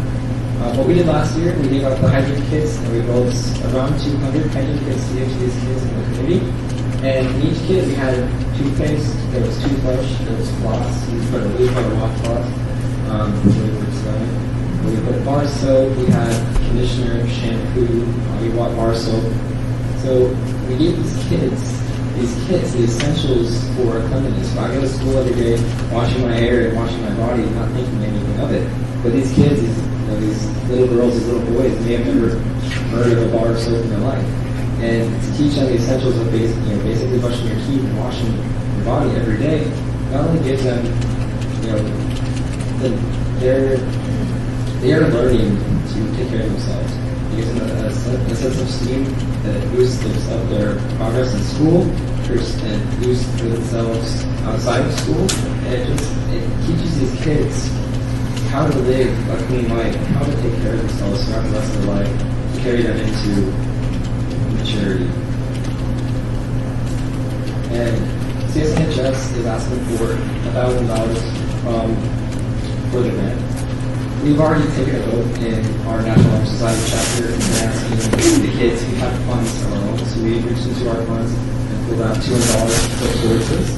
So to subsidiary the grant, that we would treat any money that we get from the city to help build more kits and better quality kits to give out to more children. I'm glad we do have pictures. These pictures are the building and the hygiene kits. There's 2 of them, toothpaste, each one has a toothbrush, each one has a floss. So we all get together and we build, like I said, around 200 hygiene kits. And we manually deliver them to the city themselves and make sure that each kid will get something to take home and use. So this is kind of like a collage of what we have, and everyone comes in. There's around 5 or 6 kids at a time, or 10. They'll come in and dedicate an hour or 2 hours of the day just to put the same stuff in the same bag and we deliver it to the kids. And of course, at the end of the project, we will at our last meeting hold 5 or 7 meetings throughout this project. We'll come to the last meeting of the project, we'll get together and discuss. We'll take pictures from our project and we submit those pictures to the yearbook, and hopefully we'll see them during the induction at the National Honor Society graduation for those kids. We put them up there, see what we've done, show the parents and show our community what we've done to help out our community.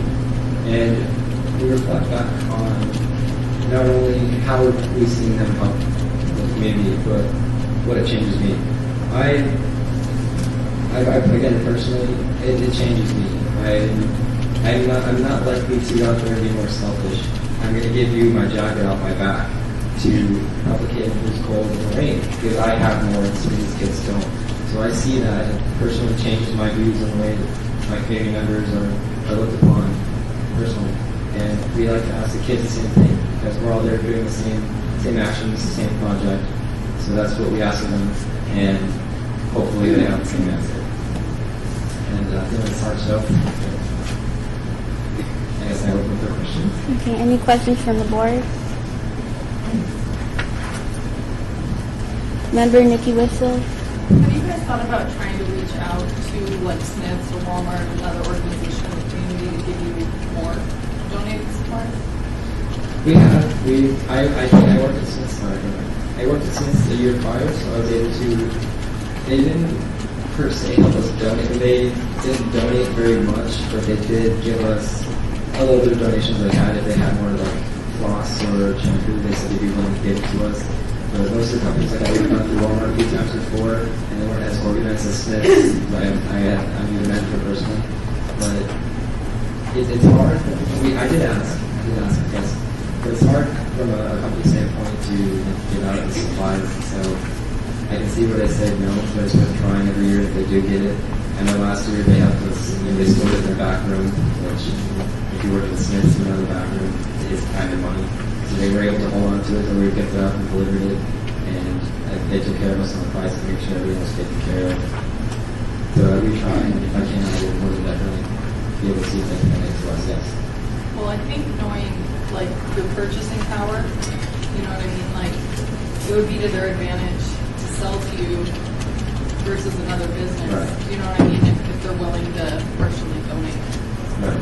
You may consider going into it. You know, it's like with us, the more donations an organization like a group receives, it's like more bang for your buck in a way. Right. From a grant standpoint. Yeah, I can see that. Right. I understand. Member Becky Spelson. I was going to suggest kind of along the same lines too, maybe some of the community businesses around your campus might be willing to donate money towards new purchases or practical supplies. Or even a drive on campus and try to get some food experience there. That's something we didn't do last year, but I think that's something I might come up again this year, or for the first time this year. I think that'd be a great idea if we could bring something of our own, something, a donation that you may have. I personally have a lot of donations I give, so I was close about where am I putting in maybe an amount and see if we can do better this year. Any, like, you can't food line, but for toothpaste, the toothpaste is $1. I think you spend $5, you just get 5 kids toothpaste. Floss is, you can get 30 cents. Or more floss, you can spend $10 and get 15 different flosses. So I think it'd be a great idea to go around and even just a small community, because I now work at a new store that is all about giving. So I would most definitely see if they will be able to make one person drive their own to go out and give to the community members around us. I think it'd be a great idea, guys. Great I appreciate it. Member Vicky Stilbrand. For the shampoo, or not the shampoo, for the toothpaste and floss, try hitting up dentists. Have everybody when they go into their dentist, ask them to just kick in, 5 of those little kits that they give you every single time. Space, did you have any kind of problem with space? I mean, with the kids using to carry this stuff around? As far as like the construction? I was kind of told like it looks like they're in gallon ziplocs. Yeah. Okay. And then they just carry it with them all day, every day, or they take them? The kids take them home. They'll take them home, use them for their shower, or and then they use it. We do put it in the Ziploc bags, but it's also we talk about we put it in other bags, but we have to budget ourselves on that. So we decided to put it in there. It's big enough to carry it, hold it. It's not breaking. So the cheaper the bags we can find, the more stuff we can put in the better materials we have in there. And as far as the dentist conference goes, I think that we did that last year. We went into our local dentist and we had. They gave out toothpaste and floss and toothbrushes, just even like little sample ones. You can put another 1 or 2 of those in there. That's another week's worth of supplies, just because the dentist gave it to me. So I think that'd be something I'll try again this year. I'll go and see if I can. Member Becky Spelson. Just thought also maybe even writing a letter like Procter & Gamble. Hey, we've been giving out this toothpaste and the shampoos that you make. Can you send us some? I think like a sample of these and put those in there. I think that'd be one great idea. Right to that. I honestly haven't thought of that yet, so I will take that. I'll take that and try it, put it into action, and see what we can get out of it. Any other questions from the board? Okay. Thank you for presentation to the Ynapp board. The board will be making recommendations to the Las Vegas Council on February 4th. You will be notified of the awards by the city prior to the meeting on February 4th. Thank you for your application and presentation.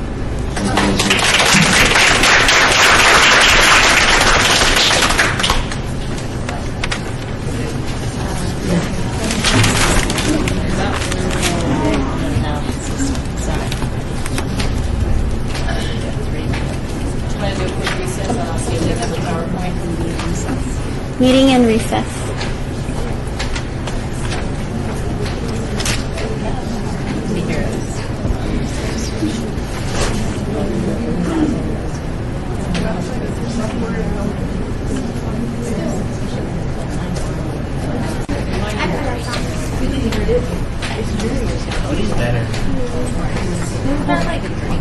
Meeting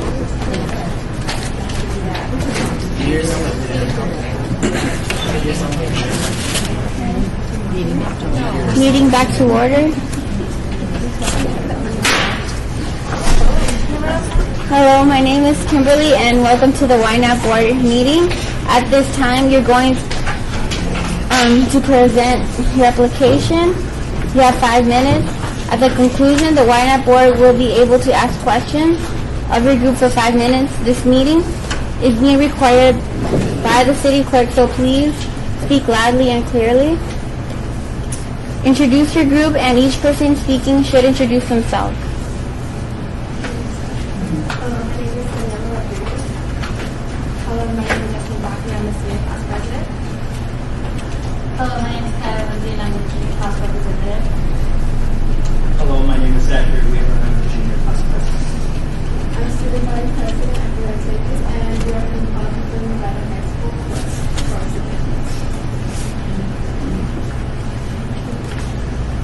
Okay, so do you guys remember your travel blanket? The one you couldn't sleep without? Well, I do. I remember when my grandmother made me mine. Whether she was gone, I was scared. I always kept it really close to me for that comfort and for the warmth and also the security that it gave me. I've always thought of blankets as a sense of security. Just imagine a child sitting out in the cold without a blanket, and you have it around them. It's like wrapping a family member's arms around you. I remember my childhood blanket as not being able to sleep without it, and it was a sense of comfort and happiness. Philanthropic, a person or organization seeking to promote the welfare of others, especially by donating money for a good cause. The philanthropic programs of the Assistance League of Las Vegas are funded through several fundraising efforts. All monies raised by the chapter's funds go directly to their fundraising efforts. Because the Assistance League of Las Vegas is an all-volunteer organization, you can ensure that your contribution, whether it be through monies or minutes, will go directly to someone in your own community who needs it. Operation School Bell operates behind the Assistance League of Las Vegas on 6446 West Charleston Boulevard and provides uniforms. Operation School Bell provides free clothing, from uniform clothing to casual wear. They also give them jackets, new socks, shoes, underwear, and they also give them hygiene kits that come with things like toothpaste, toothbrushes, deodorants, and then they also get to pick the blanket of their choice with the help of volunteer. Impoverished children who are recommended for Operation School Bell leave this operation not only with these new clothes and these new supplies that they're in desperate need of, but also with a new sense of gratitude and self-esteem. Not only do the children benefit from this project, but we also benefit from this project. Spring Council will selflessly give some community service hours to Assistance League and Operation School Bell, and will also help a child grow a smile on their face. This opportunity will also show us that we can be the change we want to see in our community. Can you imagine sleeping during these cold weather nights with only one blanket or sharing one blanket with all your siblings? In 2009, 20.1% of Las Vegas families were below the poverty line, meaning 20.1% of families do not have the luxury to buy each child their own blanket. From the year 2000 until now, the College of Southern Nevada High School Student Council has applied for a Ynapp application in order to receive funds so that we might be able to better our community. Behind me are some picture examples of things that we've done in the past, including painting and gardening around some of our college portables, as well as our new initiative, which is blankets. We used to buy books for Operation School Bell. However, the urgent demand for blankets were brought to our attention by Operation School Bell, and we now provide blankets. So Season High School City Council will only be using the money from the Ynapp grant, so we don't have any other way of form of funding, and we will be working 170 hours into this project, and be working for a total of around approximately $9,000. So the process of making the blankets, at first, go discuss what kind of fees we'll be getting. Then we go shop for it. We usually shop at Joann's. Then we will wash them, and then we will cut each of the ends, and then have these little pieces, and then tie them together. Then we'll deliver them to the Assistance League, where we also will be volunteering and helping the kids choose out the material that they need. Throughout this process, student council members will be taking pictures for this graphic, as well as following our volunteering with the Assistance League of Las Vegas. We will be doing an in-class discussion and an assessment worksheet to analyze and evaluate what we've done and how we can improve. This year we're asking for $1,000 for the grant. Last year we got $800. We have decided to receive $800 for the grant from the grant, and we made approximately 85 delegates. This year we are asking for $1,000 to approximately send 105 children home with them. Thank you for your time. Any questions from the board? Member Stephanie John. You said you usually shop at Joanne, so have you guys like tried reaching out to them for donations? Oh, sorry.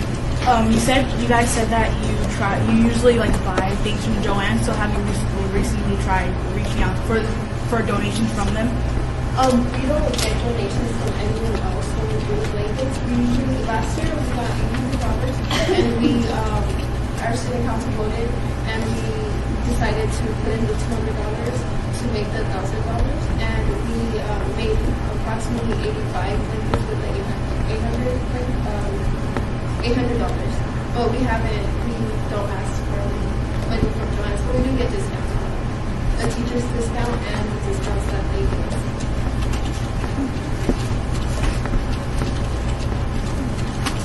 Any other questions from the board? Okay. Thank you for your presentation to the Ynapp board. The board will be making recommendations to the Las Vegas Council on February 4th.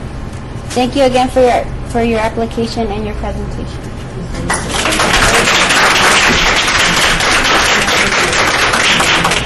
Thank you. Meeting in recess.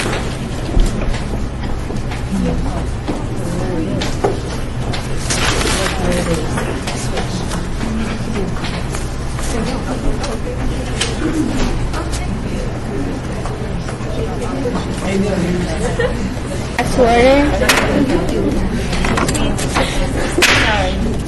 Gavel banging. See, I'll do that. Just doesn't break the audio. You okay? I don't like you.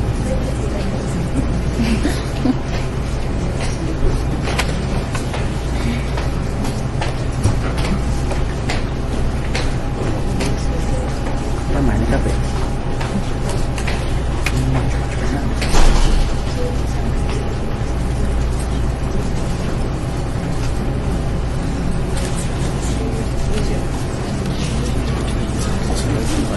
Hello, my name is Kimberly and welcome to the Ynapp board meeting. At this time, your group will be able to do a 5-minute presentation to the Ynapp board. At the conclusion, the Ynapp board will be able to ask questions of your group for 5 minutes. This meeting is being recorded by the city clerk, so please speak loudly and clearly. Introduce your group, and each person speaking should introduce himself. Hi, I'm Tahila. Hello, I'm Nicole Maestas. Hi, I'm Rita Assad. Hi, I'm Tiffany Martin. Hi, I'm Rachel Weber. Hi, I'm Jordan Johnson. Hi, I'm Catherine Weber. Hi, I'm Isabella Corsi. Hi, I'm Justice Maestas. And I'm Sean Singer.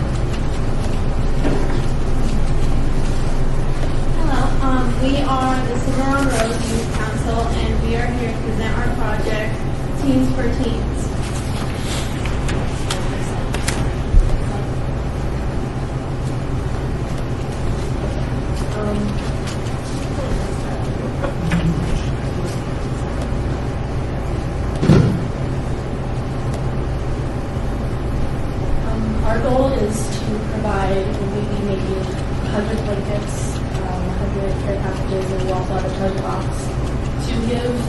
teenagers who are in hospitals who are often left out and to make their experience in the hospital more enjoyable. So we're going to be making 100 tie-knot blankets, which is that right there. And then we're also going to be making 100 care packages, which will include lotion, chapstick, and a pair of fuzzy socks. And then there'll be one treasure box, which will include board games and craft materials and other enjoyable activities. Next slide, please. By doing this, you will help the kids in the hospitals by making them feel more cared for by their peers. Since they're already in the hospital, we want to try to really make it more enjoyable, and also to have them just have a lot of hope and just feel better while they're in the hospital. So this will be benefiting the teenagers that are admitted to the Summerlin Hospital for long-term care, just so they're not like bored in the hospital or anything. They have something to do while they're there. Next slide, please. As a group, we wanted to help the community, obviously.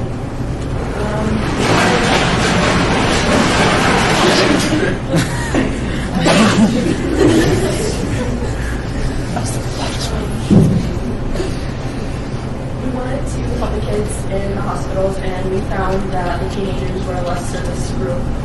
People just usually don't take them into consideration or getting help or having things to do. So we want to help them because they're more overlooked by service groups that want to help people. Why this is important, we want them to like remember that we care about them and that there are people that care about teenagers and other teenagers care about them, and we want them to have a good experience while they're in the hospital. Next slide. We're going to make 100 blankets. We'll also be making 50 games, and we'll be craft supplies. We'll also be having things in the care packages like socks, lotions, chapsticks, other things to keep them occupied. And next slide, please. So we're asking for $1,000, but the total cost of the project would be $7,922 if we weren't using volunteer hours. Next slide, please. This project will help the youth and the adults work together because it's going to take a long time to make blankets. So while we're doing this, we'll be strengthening our ties with the community and just making the world a little smaller. Next slide, please.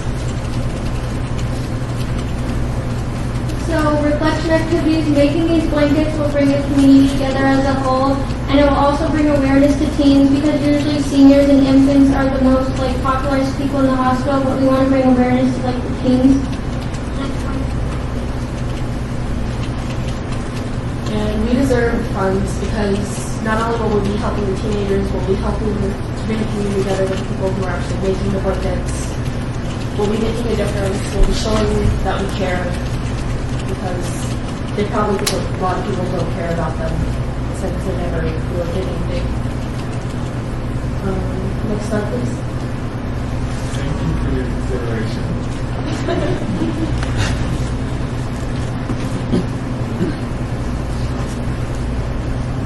Okay, any questions from the board? Member Beckman Skelton. Good job on your presentation. Are there any questions? Good job on your presentation. Is that you doing your favorite? I represent Council Anthony, who is over in the area that Jamar Roses, and we've been there 2 years. Facility is great location. There's a lot of great activities going on. And it's really nice to see that your lead council is very strong and that you guys are dedicated to serving and helping the community. So congratulations. Thank you. We appreciate the input. Any other questions from the board? Member Nikki Winslow. I noticed in your budget that you guys got $900 donated. Where did you get those from? I was actually unaware of the donations, so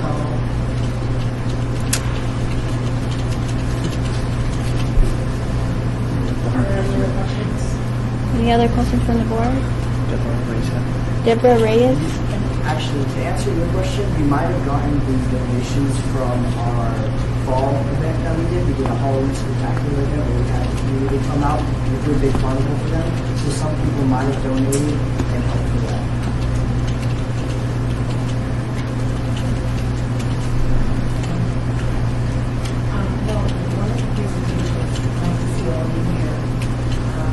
How many students get involved with preparing for the care packages and these events?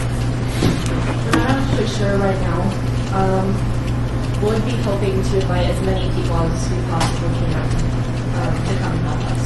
I know also that we're bringing in a lot of our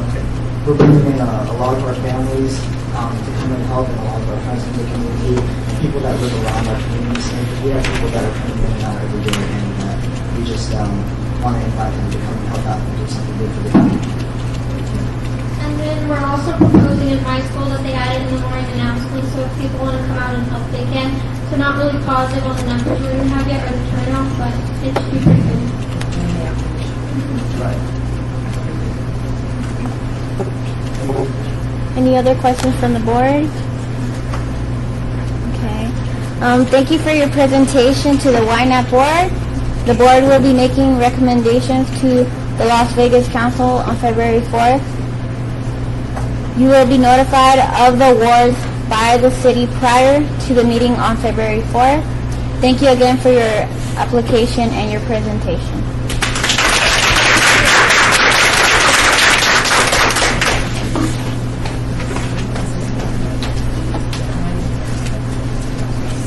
Good job, you guys. Thank you.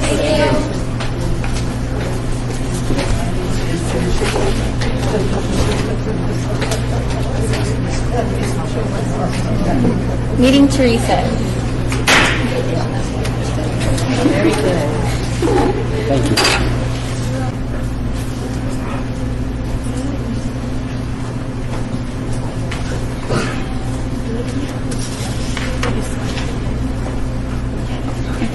Calling meeting to order.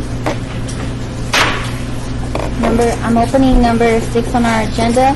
Presentation on Youth Neighborhood Association Partnership Program application by the Legacy Project.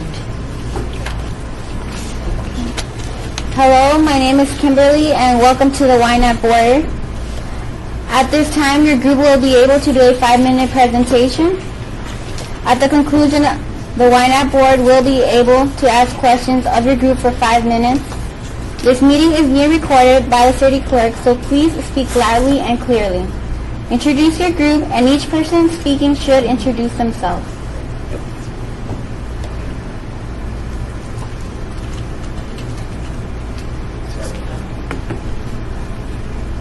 My name is Ajne Black. I'm a senior at Legacy High School, and I'm the president of the Legacy Project.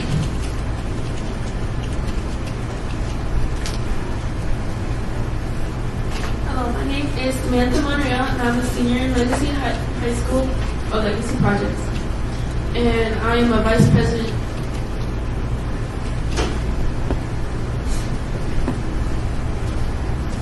Hello, everybody. My name is Logan Bergeron. I am a part of the Legacy Project.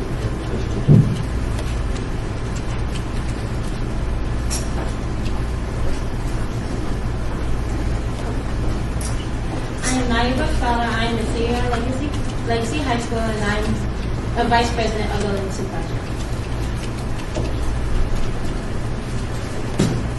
Hello, my name is Robert White. I'm a dean of the Legacy High School, and I'm vice president. Hello everyone, I am Devontae Hickman. I am a senior currently attending Legacy High School. I am a member of the Legacy Project. I'm Carly Barr. I'm a junior attending Legacy, and I'm a vice president for the Legacy Project. Hi, my name is Michelle, and I'm with the Legacy Project, and I'm a junior, and I'm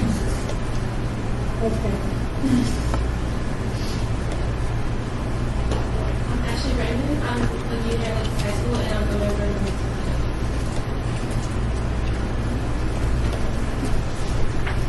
Hi, I'm Selena Barnes. I'm a senior at Legacy, and I'm the secretary of the Legacy Project.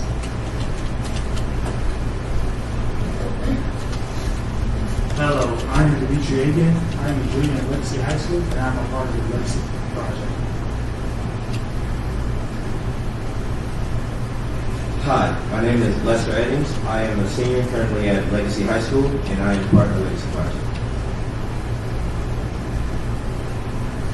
Hello, everybody. My name is Anthony Bloom. I'm a senior at Legacy High School, and I'm a member of the Legacy Project.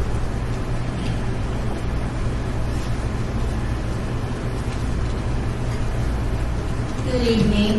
The name of our project is Stay Prepared for School, and it is designed to help students at Rainbow Dream Academy with school supplies. We're donating and making, as you would see a care package, we're making a school supplies package for the middle of the school year. Oftentimes you see fairs, back to school fairs, where you donate school supplies to kids and then they run out. So with our project, it will be basically replenishing what they need to continue on their education. Stay Prepared for School will help the community by helping parents, students, and teachers to lift their financial burden. It also provides students with proper supplies they need to succeed in furthering their education.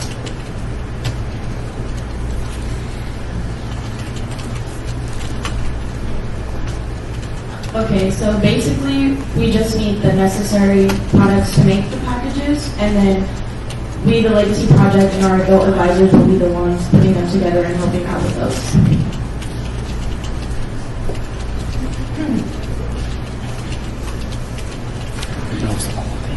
Every school year, school fairs give out supplies such as notebooks, books, and And even though we are highly appreciative of all the school donations that we are receiving, we feel like when the school, in the beginning of the school year, we always do seem to run out, and then the teachers always never satisfied with the school supplies they do receive when they go back to school. For some schools that, for a school that we're benefiting from within the academy, their students, teachers, and helping parents out too, so you have to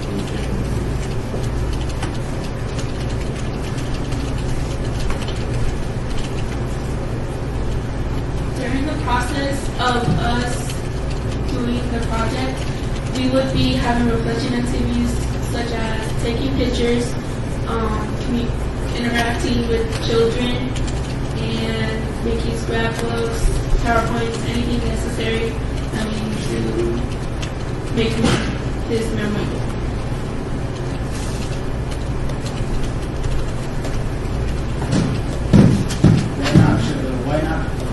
Ynapp should fund our project because it gives to these companies and also helps parent teachers and parents who can't afford school supplies.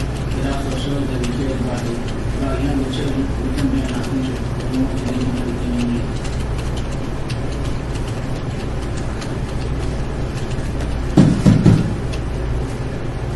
The youth and the adults will by keep monitoring and collecting all the money and supplies that we need for to help kids with the supplies for the school they will need. The other thing is they will also be helping create care packages for students who will need them for classes and for school when they're going to take off school. The other thing, I'm sorry.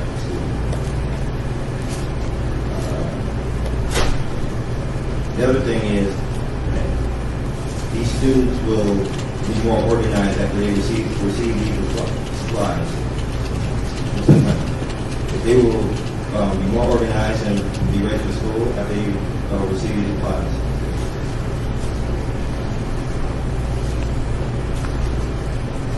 Thank you. That concludes our presentation. Any questions from the board?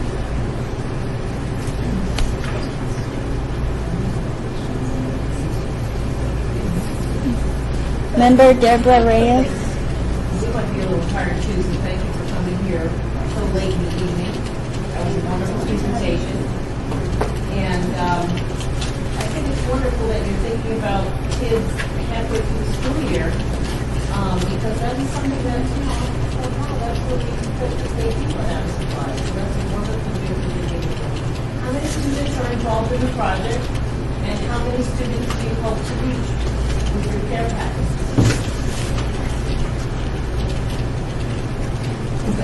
That was 11. Who's going to answer the question? The amount of students that we're trying to reach to make the care packages is as many as money can provide us. How many packages do you plan to make with the funding that you receive? I'm sorry. Go ahead. We're planning on buying backpacks because, of course, they rip during the year, markers, crayons, pencils.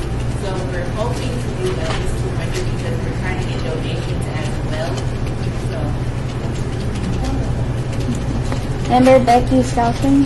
Great presentation. I really like how you guys did everything in order. We spent a lot of time on this, a lot of projects. Good job. Where have you been asking for donations from? Have you success yet? we've been asking for donations like places like Goodwill sometimes. People just donate, so we're trying to link with organizations. So, we can, eventually donate back to them. If they help us out, we can help them out. Deal with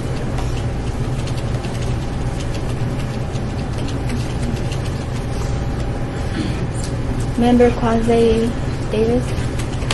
If you guys not received the fully requested amount, do you think you'll still be able to do the project effectively?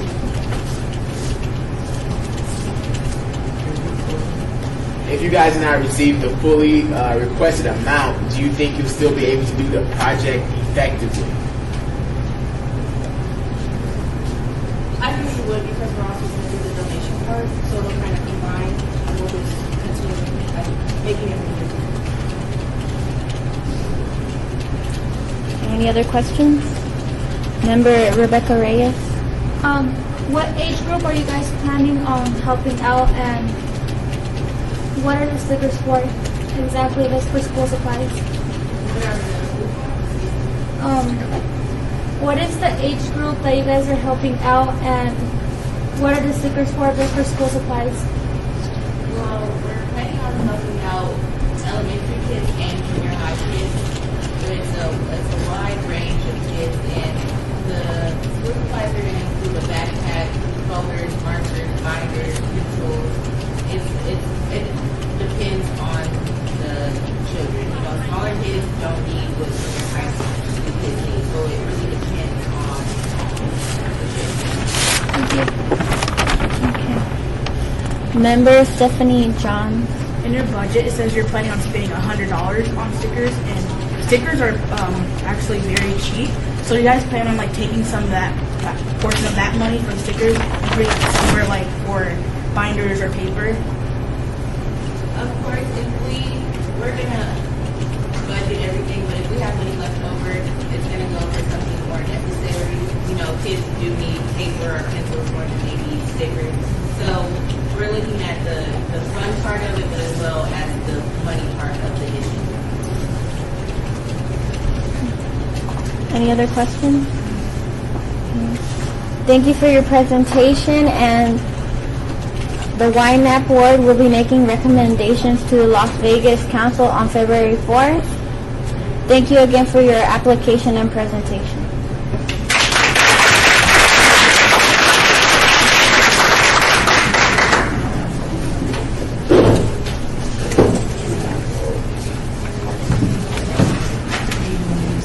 Meeting to recess.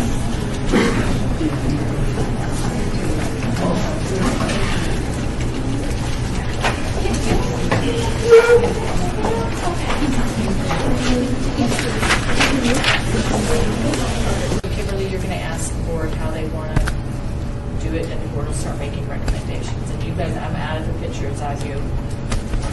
Bye, Lisa. Okay. Calling meeting back to order. Opening number 7 on our agenda, discussion for possible action regarding the scoring and recommended funding of the Youth Neighborhood Association Partnership Program, year 2014-2015. Does the board have any suggestions? can we fully fund almost all of Clark's, all of their ideas? Like everyone was good, right? Education. Yeah, I agree. Member Nikki Wolfla. Being that there's 26 and we have 25,000, the one project that stood out to me was our first one today with Somerset. I truly felt like it wasn't youth driven. Like the teacher probably wrote it and got him on board to make the presentation. So to me, I personally would propose that we don't fund that one, and maybe that's sending the message that next year it needs to be brought about by the kids at the school. That's how I feel, because the rest truly felt to me like they came from the youth part of it. Go ahead, please. The one for funding the Vegas Verdes Carnival, I felt like that, though it was generated by that National Junior Honor Society, that they were doing what they wanted to do, not what was necessarily the need of that elementary school, and not to fund.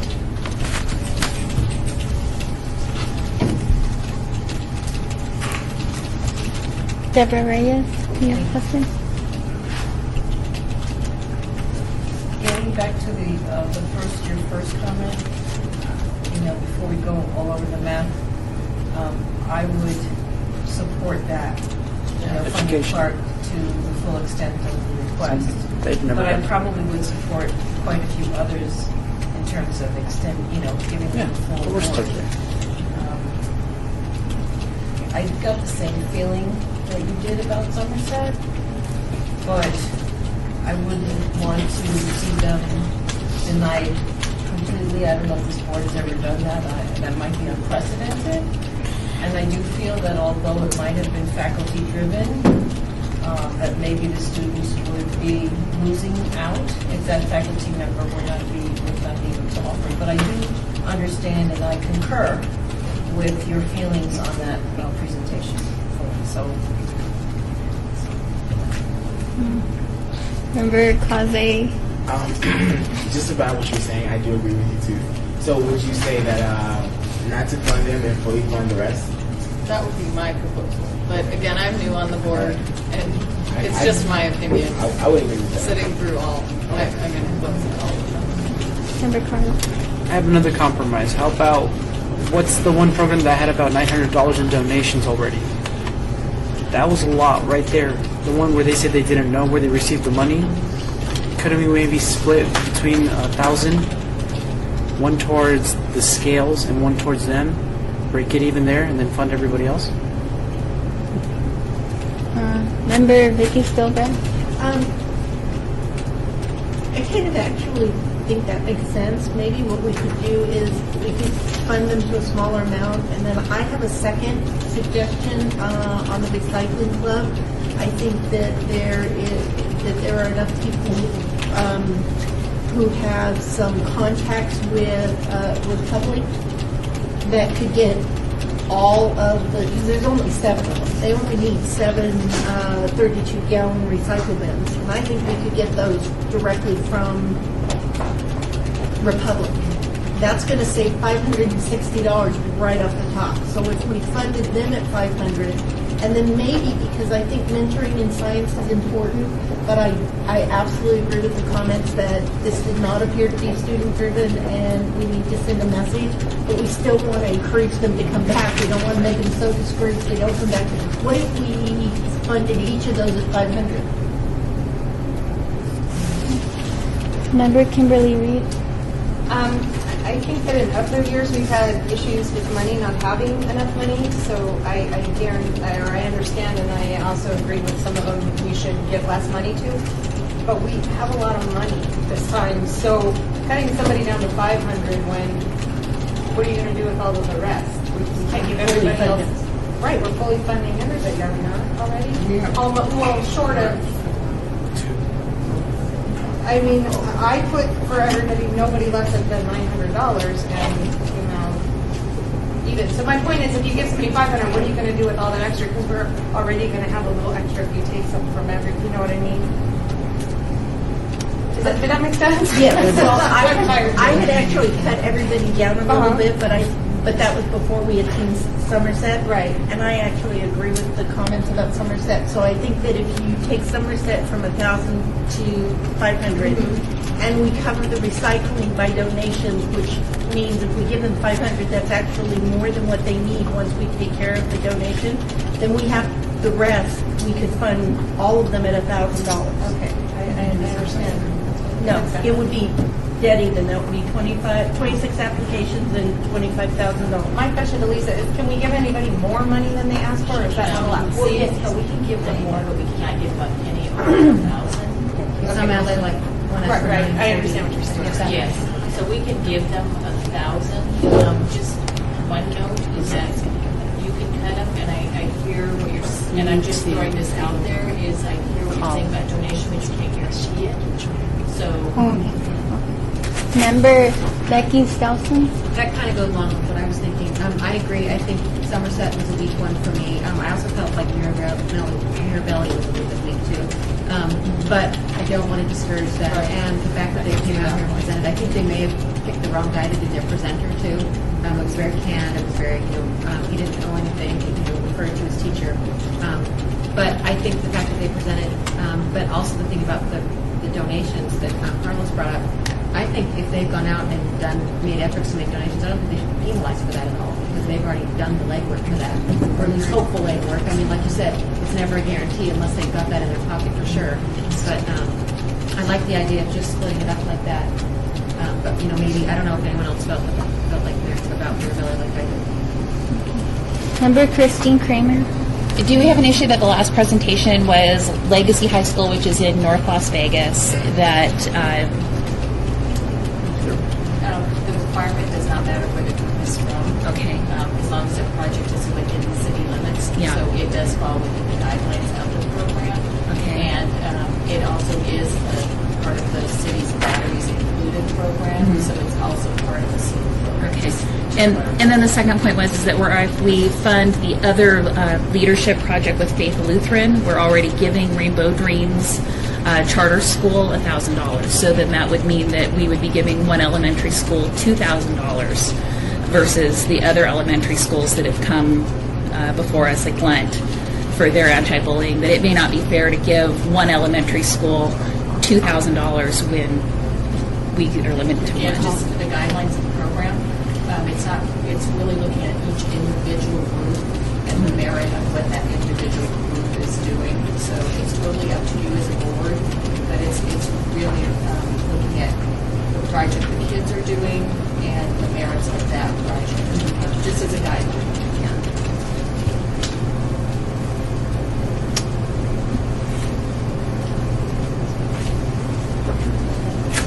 Member Alisa Winslow?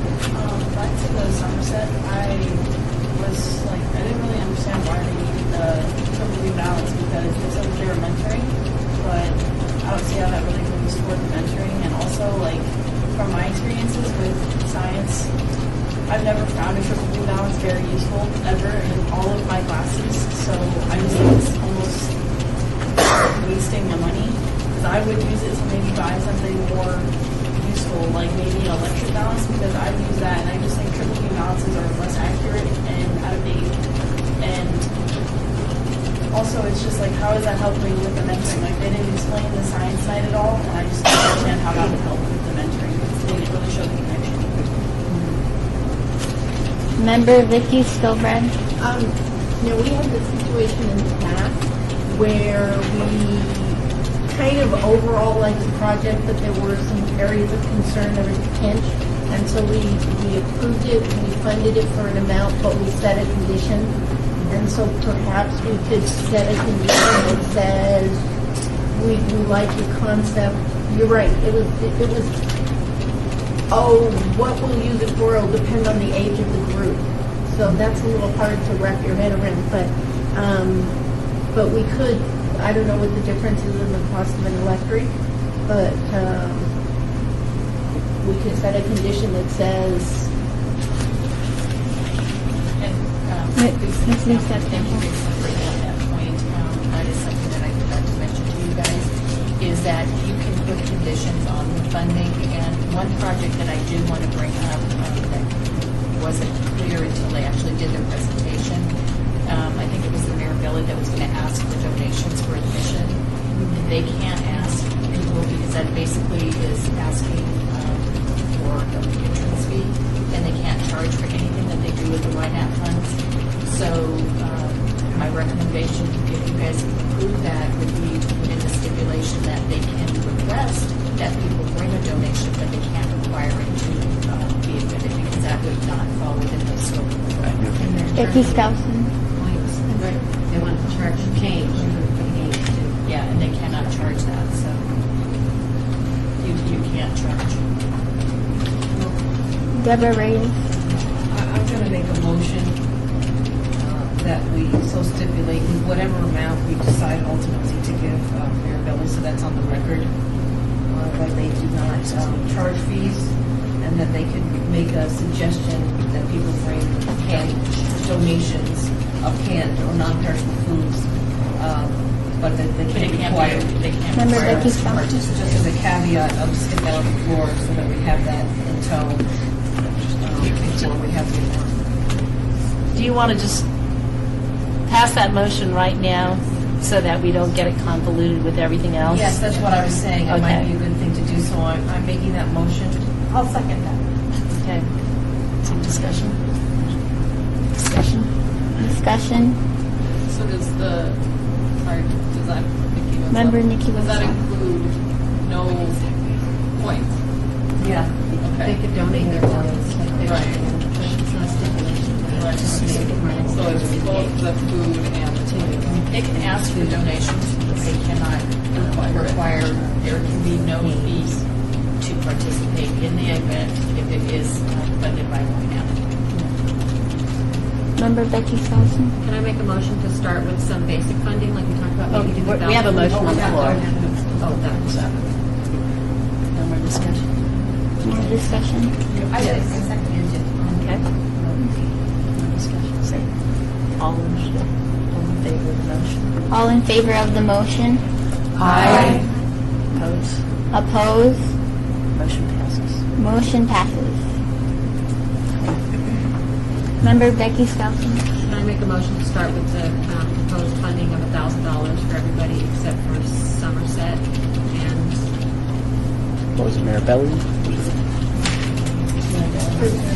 Sunrise Acres. 500 on recycling and Somerset, and 1,000 for the rest. Start with that motion.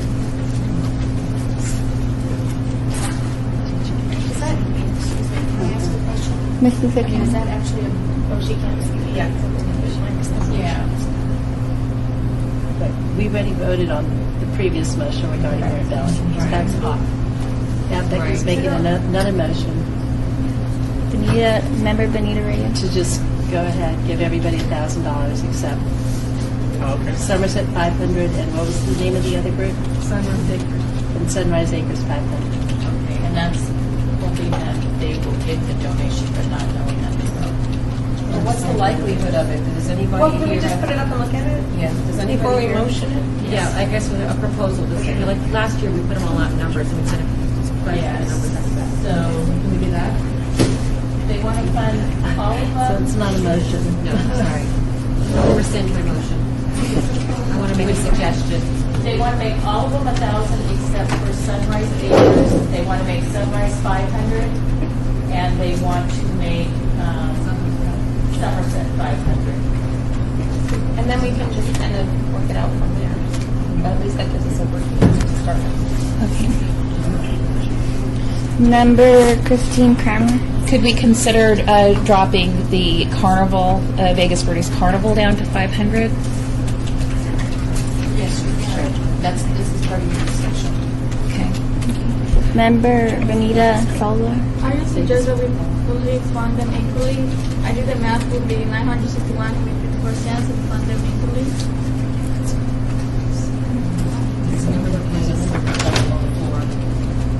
Okay, the proposal is To fund them equally. all equally. Yeah. 961 with 54 cents will be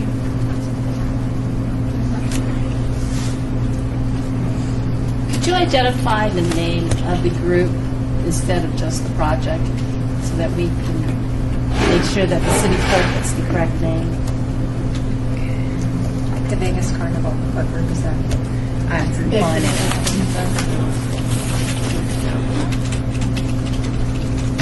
Member Becky Skousen. I have a comment on Christine's comment. I think that a lot of times education isn't just in the classroom, it isn't just textbooks. And I think, like you talked about, you can put stipulations on that. And I think, I don't know this school at all, but I know Becker Middle School. And I think having a group of, kids that, from the outside seem like they're successful and they're doing well in school and things like that, I think they can do a lot of educating those kids outside of the classroom with that carnival. Yes, they're going to lose a couple hours. We could say, the carnival's only going to, 2 hours or whatever. Stipulate something like that for the money, but I still feel like the fact that they came up with it, number one, they did a similar project last year, but it was for special needs kids at their school. Anyway, I think there's still value, even though they are losing classroom time. I think there's a lot of things in school systems. We all know that our kids aren't learning, the 8 hours a day that they're there. Sometimes they do other things too. My issue with the project was more that when I'd asked them if they had engaged the families and the parents who live in that community, that I was a very poor kid, and that when more affluent kids would come into my school, it wasn't more of an admiration of, it was kind of like, well, what do they, kind of have so much, all of that it was not a feeling of, great, these rich kids came into my school, came into my community like tourists, did something for me. And often when you're a poor kid, you feel like, the rich kids came in because my community can't do for ourselves.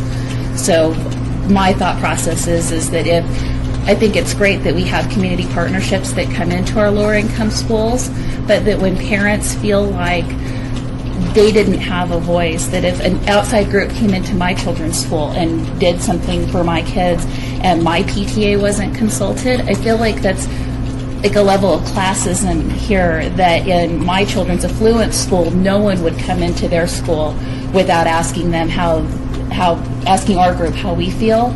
But we often will go into a lower income school and not even call. The PTA mom's phone number was right there on the website, and that she wasn't called. I feel like what we're trying to impart is a level of respect, and that we work as communities and we don't come in as tourists and do something for kids, get them all hyped up, we'll feed them a lot of sugar, give them some prizes, and then we go. Well, can I respond to that? Member Becky Skousen. I understand what you're saying, and I think that's certainly a stipulation we can put into the record and say, please reach out to the PTA and let them know you're coming and see if they have suggestions or if they want to add on to the carnival or whatever. But basically, all of these projects are people that are more well off that are helping people that are less well off. So, I'm not sure why that one's catching your eye so much, because this is what this program's about, basically. Most of these kids have chosen to help the less needy. Yeah. What had caught my eye about it was that they had just drawn up and they looked specifically just for the school that had the highest number of low-income children by the free school lunch. It wasn't that I'm connected. There's something I feel special about this school. It was a statistical thing. And then second, to look at the school website and see that this school is trying and that they have their own community trying to do for themselves, and that community wasn't respected and contacted before asking for a grant for them. Well, again, you have to look back. Becky's got you have to look at that they're kids and they're learning. So again, that's something you put in the record and say, it's always helpful. You want to do, want to help, but this is, and I didn't look at their application specifically for that. They have all this back and forth, but they're supposed to have already gotten permission. So, whether that's the principal should have known best and said, hey, we can check with our PTA if that's something you want to do. But if the principal feels like this is something that you just go through with the school, okay. Member Deborah Reyes.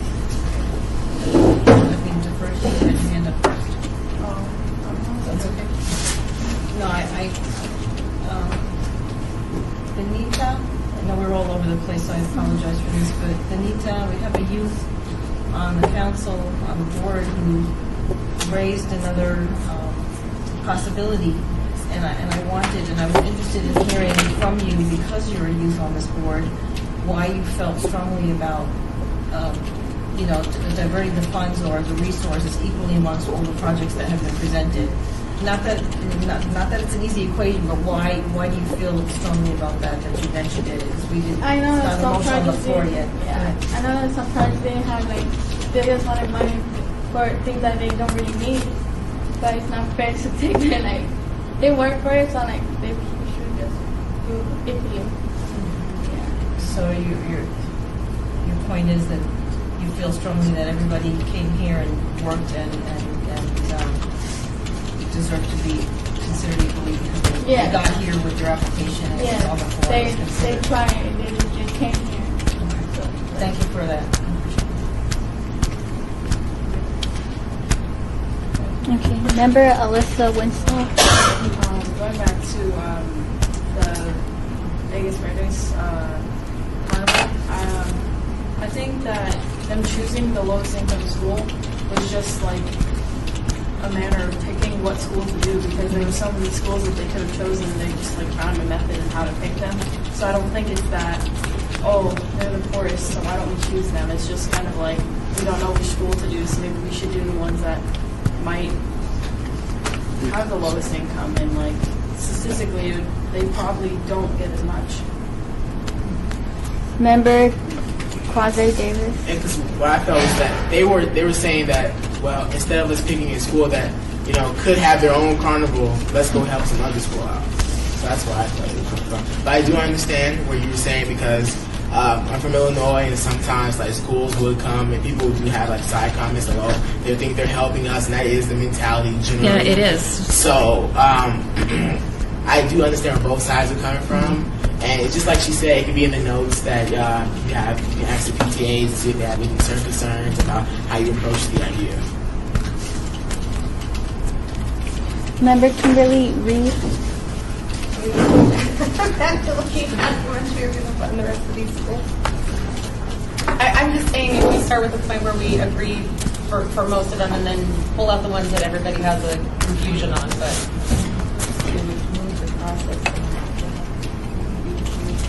what the motion on the floor, the first motion on the floor was $1,000 for everyone except. No, it's not. There's no motion. Yeah, we were just looking at that. No motion. But It's just a then suggestion. Anita brought up just giving them, and we didn't really agree on that. Should we take a poll? Can we poll? Is polling allowed? Well, no, you can do a motion. You don't poll. Right. Well, there was the other suggestion as well,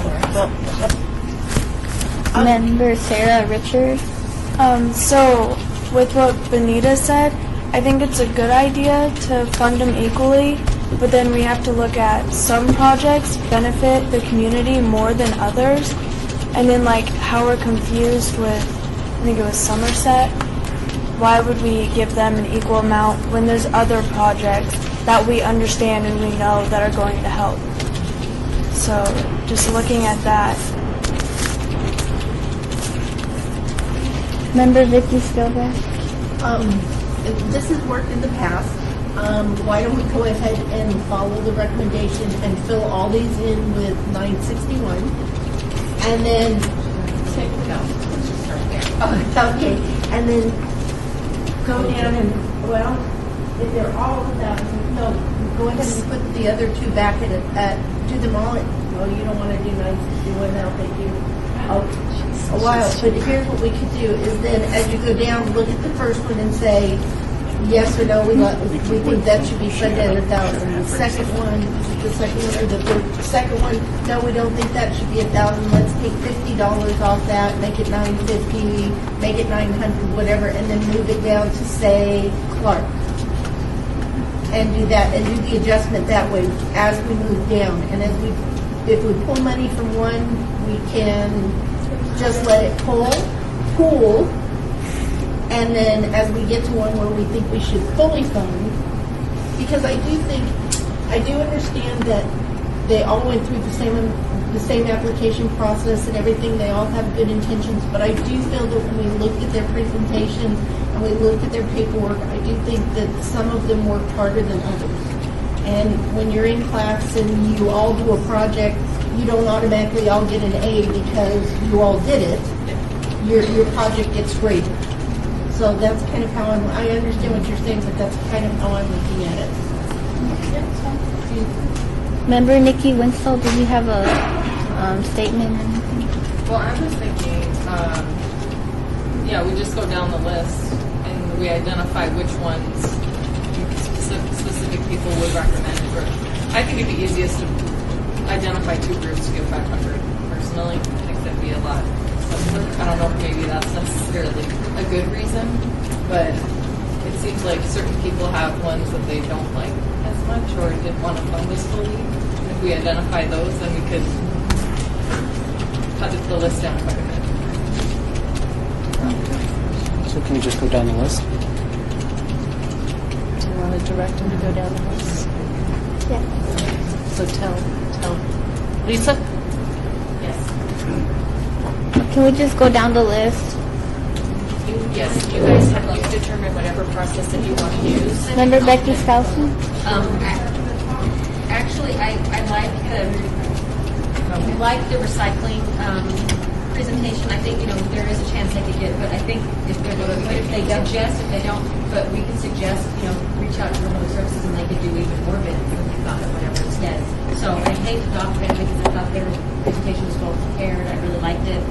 But again, I got to go back to Mirabelli. Not crazy about their, I never saw the nexus between them. And so maybe make them the other 500 with Somerset, if you bring 15,000. Start from there. That's my motion. You're actually making a motion or a suggestion? So let's just go down. So do you guys want to go down each one? So that, because I hear what Nikki's saying too, and just for me as a staff to help guide the process, is I hear that there are certain ones that certain people feel a little bit iffy about. So you guys don't have a commonality in which ones you want. So do you want to go through each one, or do you want to propose which ones? Come up with a proposal. How do we start going through each one? Member Stephanie I John? feel like there's only a couple that we have problems with. We have the potential Vegas Birdies one, Mirabelli, and Somerset. Okay, so do you want to put those on the table and make a discussion on Yeah, those? let's look at those 3. Okay, so your discussion is going to be Mirabelli, Somerset. Does anybody else have any other? Yeah, does anybody else? And which was the third one? Vegas Birdies. Vegas. Becker. Oh, sorry, Becker. I apologize. Were you going to say something? Okay. You just need to go through each of the schools that they mentioned. So you have Becker, Mirabelli, Somerset, and what was the other one? 3? Okay. How many? Just say how many. What does the group want to give? So what does the group want to give for Becker and Somerset? And Mirabelli. And Mirabelli. Would it not be fine to divide them? What do we have? What do you guys want to fund for Mirabelli, Sunset, and Becker? Can I ask a question? Is the suggestion or the idea that we would fund everything at 1,000 and the 3 that we have problems with, we would then divide the rest of the money? Is that what the idea is?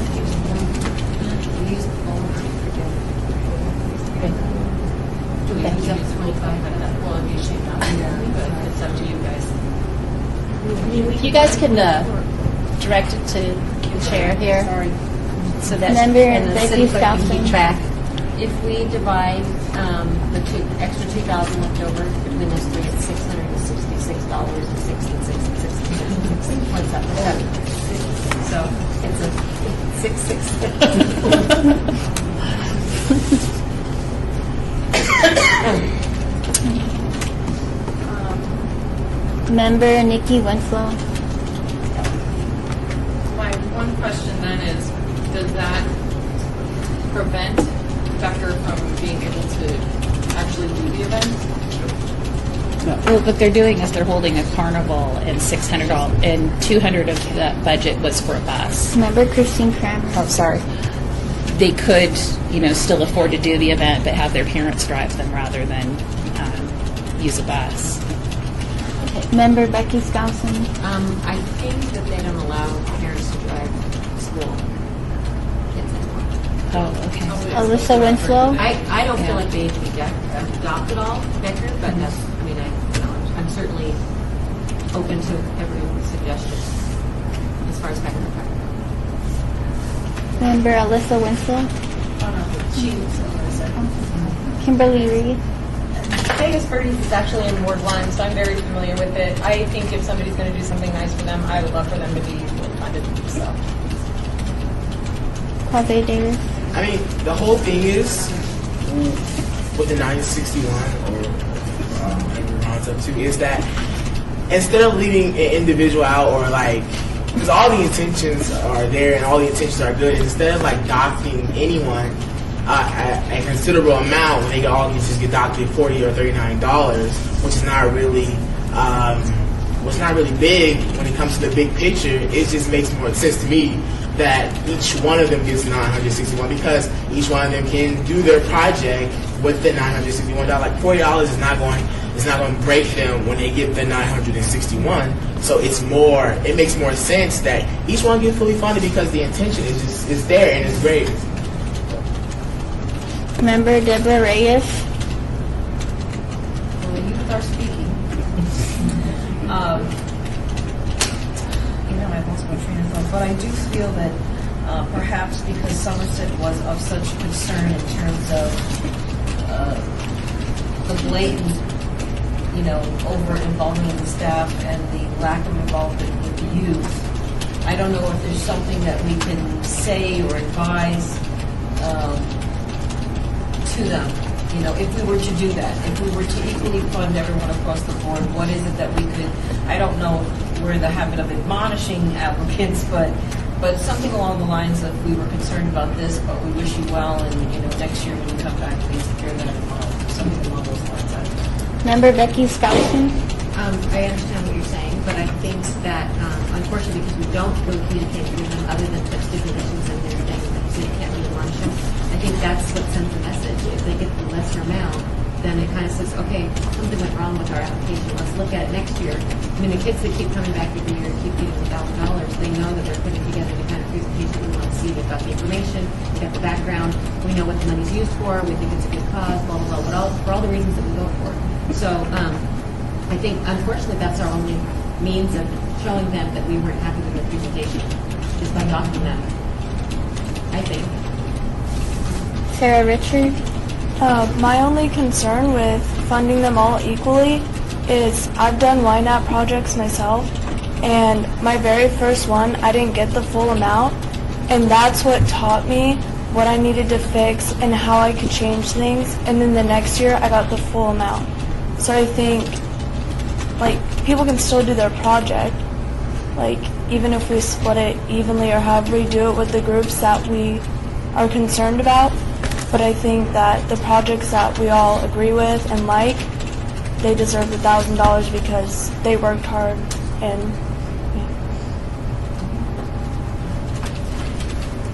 Member Vicky Skilbrand. What if we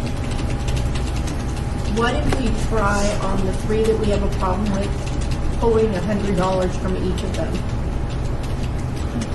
And then we pick the ones we like the best, that we thought were the A+ applications, and we add the $40 or $39 back into those until we run out of money. Yeah, because that's with the member Christine Kramer, the one I was particularly concerned about, because then, because I know with Honor Society students, because I'm raising a couple myself, that, they want to know that they got it perfect, and this could be just, this is one thing to look at. Please work with the local community. That would be fair, and it doesn't derail the whole project from happening. B, not an A. Yeah. Member Becky Skousen. Christine, are you okay with that? If Yes, I am. We go ahead and fund them and just put some stipulations in there? Yes.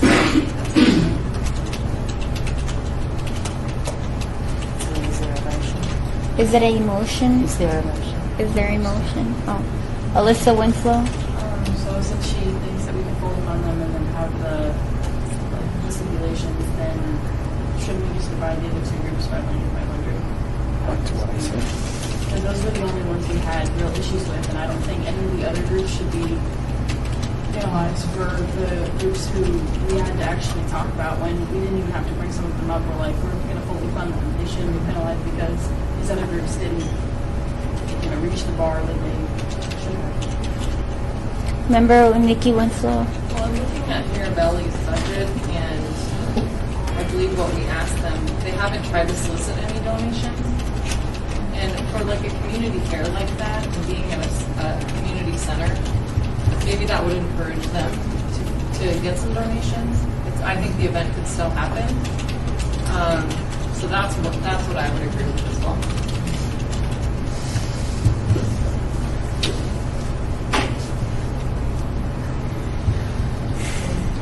Member Becky Skousen. Can I make a motion to fund everybody $1,000 except for Mirabelli and Somerset, or fund them at $500 each? Yes. I second that motion. Discussion. Discussion. Good with it. All in favor? All in favor? Aye. Aye. Opposed? Opposed? Oh, Mrs. Oh. Motion passes. Motion passes. Ms. Lisa Campbell? Just for clarification for us, I want to make sure that I just restate what you guys voted on so I get it correct on the council agenda item. So you guys have agreed to fully fund every project at $1,000 except Mirabelli, which would be $500. Is that correct? And also Somerset at $500. And then I also want to clarify that there was a motion that, which one was it? The event? Mirabelli. Was it the Mirabelli? Mirabelli, that they cannot require any kind of fee or donation of any sort to participate, but they can, we will put in our notes to them that they can ask people if they want to bring items to donate. They can do that. Would that be correct? Okay. Were there any other stipulations on any other projects? Member Becky Skousen? I had one, and I don't remember which one it was. It was the Las Vegas Academy.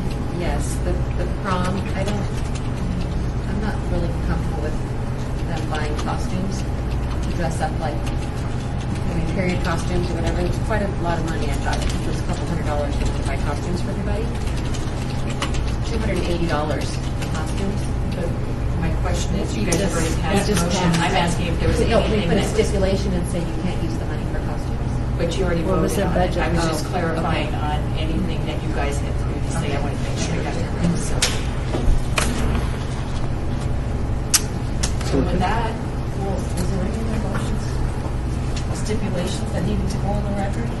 No, it was the previously discussed. Just clarifying. The only previously discussed.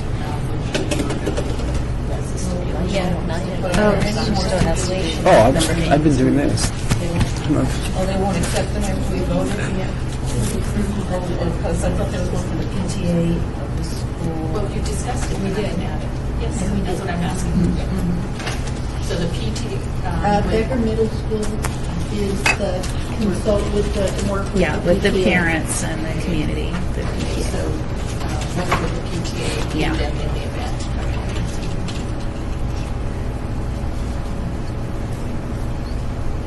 So with that one also has a stipulation. Is there anything else that I was over there and missed? Well, we discussed Somerset a lot. I don't know, did we want to make a suggestion of looking at the triple beams versus electronic scales?